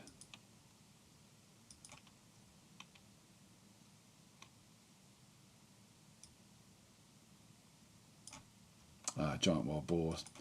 Yep, so in this case, the dark gnomes are all over this giant. This is why you got to be super careful of these big creatures.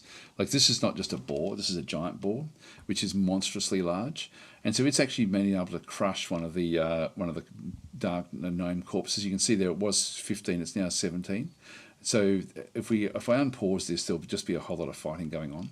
But the detail of the fighting, if I go into here, this one is like there's all sorts of problems that are going in with this one where it's actually being where the gnome corpses are just punching away at it. This is all of the combat, blow by blow. It's Dark Gnome charges the giant boar. There's just so much going on. Eventually, yeah, so the boar is not really doing anything back at this stage. If I just go and press pause, it's just going to keep on sort of pushing and showing what actually does happen. If I go back out, that's just blow by blow. If I just go back and watch it, this boar is unconscious, actually, dizzy, winded, nauseous and injured. So what we're going to end up with here is, if this boar gets killed by these gnomes, it's going to come back as an undead giant boar. Let's just watch what happens here. This is already unconscious, and so we've already got a couple of zombie dark gnomes attacking it now. Just let it continue on. So they're punching away. Here they come. Here's more of them now joining in. And eventually they'll kill it. It's hard to kill one of these. That's okay, I'll just double check. Cave crocodile, what's that fighting?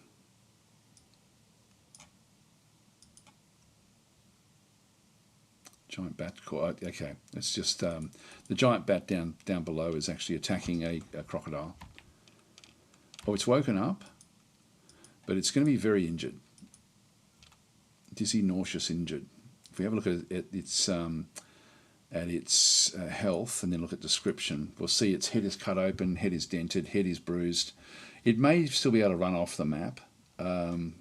Stomach is bruised. Also, the reanimating biome actually finishes here. This is not a reanimating biome where the trees are. It's only where the goo is that actually is where it'll come back to life. Where is that? There it is. Let's just watch it. Now this is the dark gnome left hand has been chopped off. Its upper upper arm bone has been done as well. There's a dark gnome. So this thing is actually now fighting back. If we have a look and see, again, it's what it's done just this time around. So it's retching. Yeah, so the things in purple is where things latch on. Hang on, the giant kicks the dark gnome corpse in the upper arm, and the severed part sails off in an arc. So that's what we're seeing now, and it's what's coming through. So this thing is fighting back. It may kill them all, for all we know. Like let's just watch it and see what actually happens here. It's on the ground again, but it's there we go. Look at that! It's killed all of them. Wow. Okay, so it's actually now it's mangled all of these corpses. If we have a look and see its again its history. Hang on, let's do that again. So it's passed out from exhaustion. Yeah, kicks the dark gnome corpse in the head, and the injured part collapses. So it's crushing the head through there. Yeah, it kicks the dark in the left hand. Collapses. These are incredibly strong, like these boars. So that's why we have to be super careful of them. Having the traps in that little zone where they wandered in is very, very important for us, because trying to contend with those would be difficult inside the fortress. I don't think it's injured enough. It's unconscious again. It's now stunned and is going to wander off. I'll just pause it again while we have a look at the health. Is it huge monster ball with jagged tusks? It's sort of like its nose is torn open. So the little gnomes have been sort of tearing apart at it. It's not. I don't think it's. I think it'll actually be okay. So it'll end up wandering off the map. There's different things down below that are causing issues as well. I'll just have another quick look. Still got 13 hostiles. Let's have a look and see what's around. These are all undead.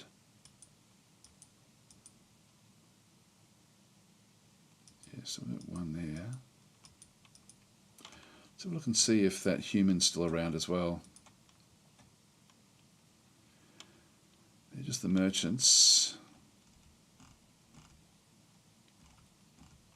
So we've got a couple of Dwarfs down below. But we're not seeing much else. These are all the undead. These have all been killed off. Actually, there was a that's interesting. One of the Dwarfs was deceased. But we're not seeing an undead Draltha, which must have done too much damage to its body. Well, I think that the giant wild boars, like we've got 4 of them now caged. I'll have to figure out how we can sort of do things. There's a cave crocodile corpse that will come back to life. So this one's just been killed off by this bat. If we just unpause for a little while, it should eventually then sort of reanimate.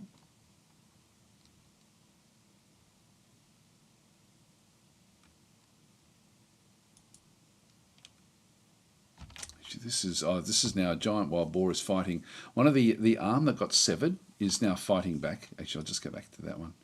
But that one should come back to life. The one that's actually, yeah, no, that one should come back to life. If you have a look and see what's happening with the arm. So this is not an actual gnome. This is actually just an arm. So this dark gnome left upper arm has come back to life. We have a look at the health and description.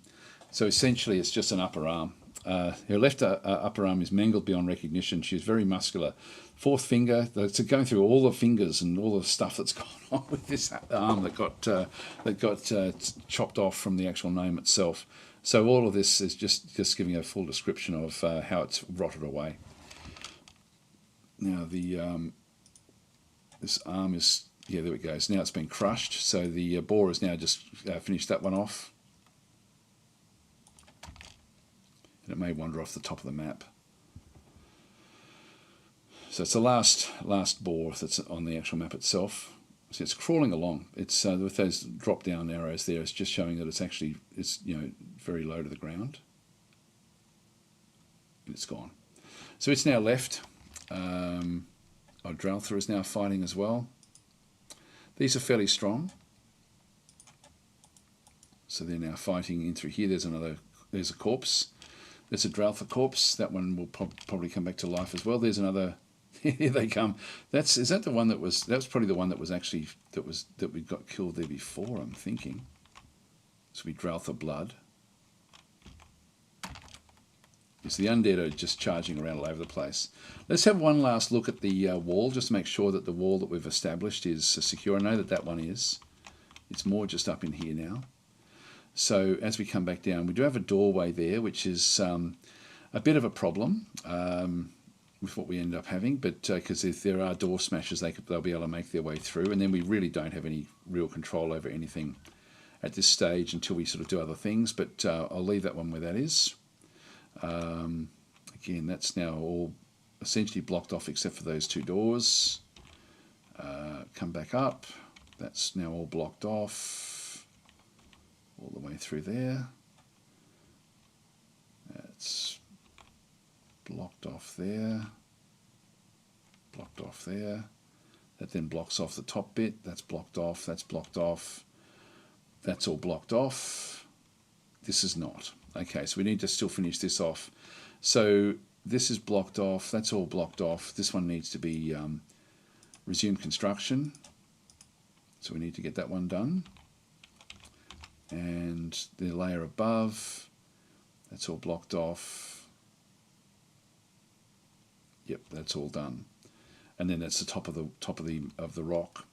So in this case, let's just go and finish off this little area, and then we'll call it quits.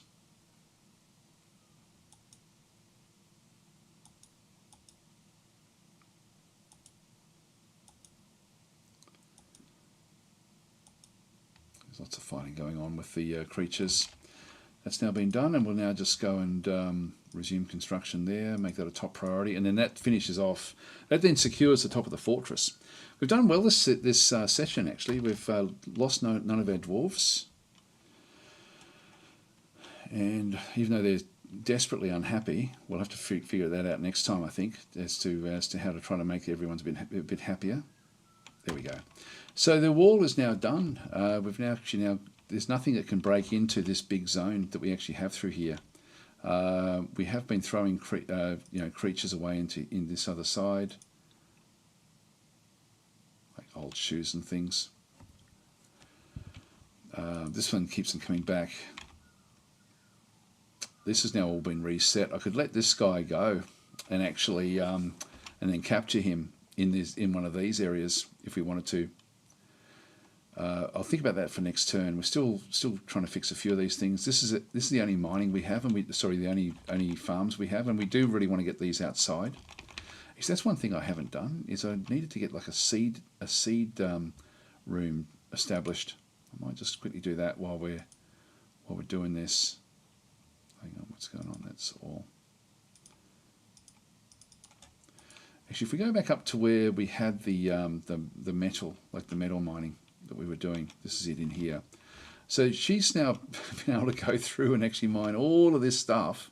So this is just all auto mined, which is awesome. And if we go back in, some of these things will. There's only the one little bit of water there. Yeah, there's an aquifer in there.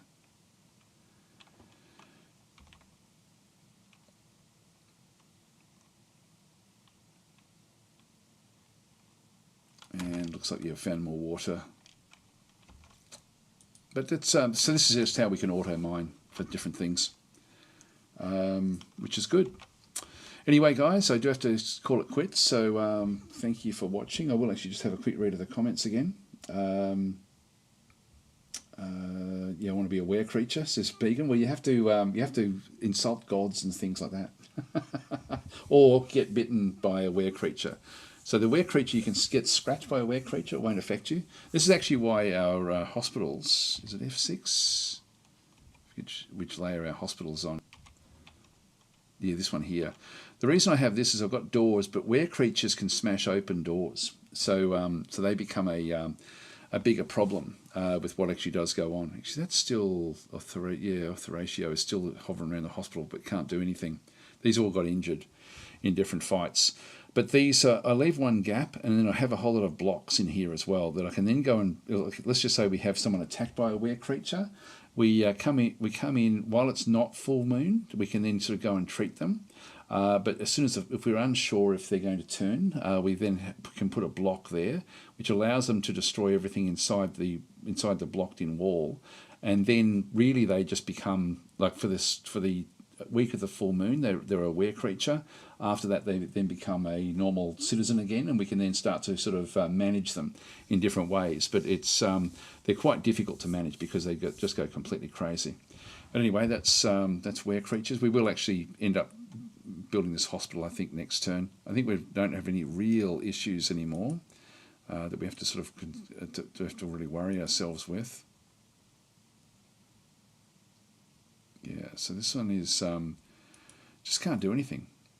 So if we have a look at this one was part of the there should be all scarring and stuff from the old attacks.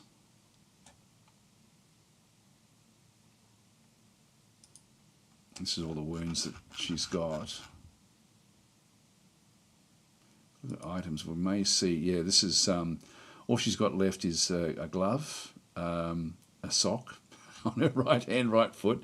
We've got a pigtail thread sewn into her right arm, and some pigtail thread sewn into her left arm. That's all she's wearing. A right-handed glove and a right-handed sock. So Horatio is certainly took like there was a fight. I forget what the fight was. There's been a lot, but she can't grasp anything at this point in time. So she's got motor nerve damage, sensory nerve damage. Nothing we can do for her really until just time heals all. Is really what's going to be the case there. So anyway, guys, I do have to sort of leave it there. Just have another quick skim through the comments. So Freezer is saying, I was wondering if you could do a playthrough of Dwarf Fortress where you make mega constructions. I realise you might have as much fun, but you'll have to see it. Well, we're getting to a point now with the security with our traps and things around the place. Is sort of making it so we could actually ultimately end up setting up something where we could actually start to build mine carts and stuff like that. It depends on. We'll have to go further. If we have to go, we'll have to delve deeper to see what we can go and do. So Falcons are saying, is there a free unnamed person to be snatched by death? Yes, there's heaps actually, but but Falcons, you're already in the fortress. You're one of the traders, but there are a lot that can then sort of be done. So where did we get to? I really got one of your playthroughs before, and you were building a golden temple. Oh yeah, no, you can have themes as well, but in this case, it's just survival, purely survival. It's been very, very difficult. This is frail and weak. Surely I'll die easily. So not so much. It's just it's a summary of all of their stats. There's a lot of different stats that all of them have. Can you make a farm out of them? Do you mean out of the boars? I should be able to I should be able to domesticate them. I think I'm going to have to figure out how to do that. So maybe we'll do that even next turn. Actually, I might go back and leave it on the caged animals, and so we try to remember what to do. But that's quite effective, building little corridors through full of traps, as you sort of saw there. It worked out fairly well. We still have to build the up top area as well at some point. So we might even start to look at that next turn. Let's just go down to where the animals are stored. Far way down into the fortress.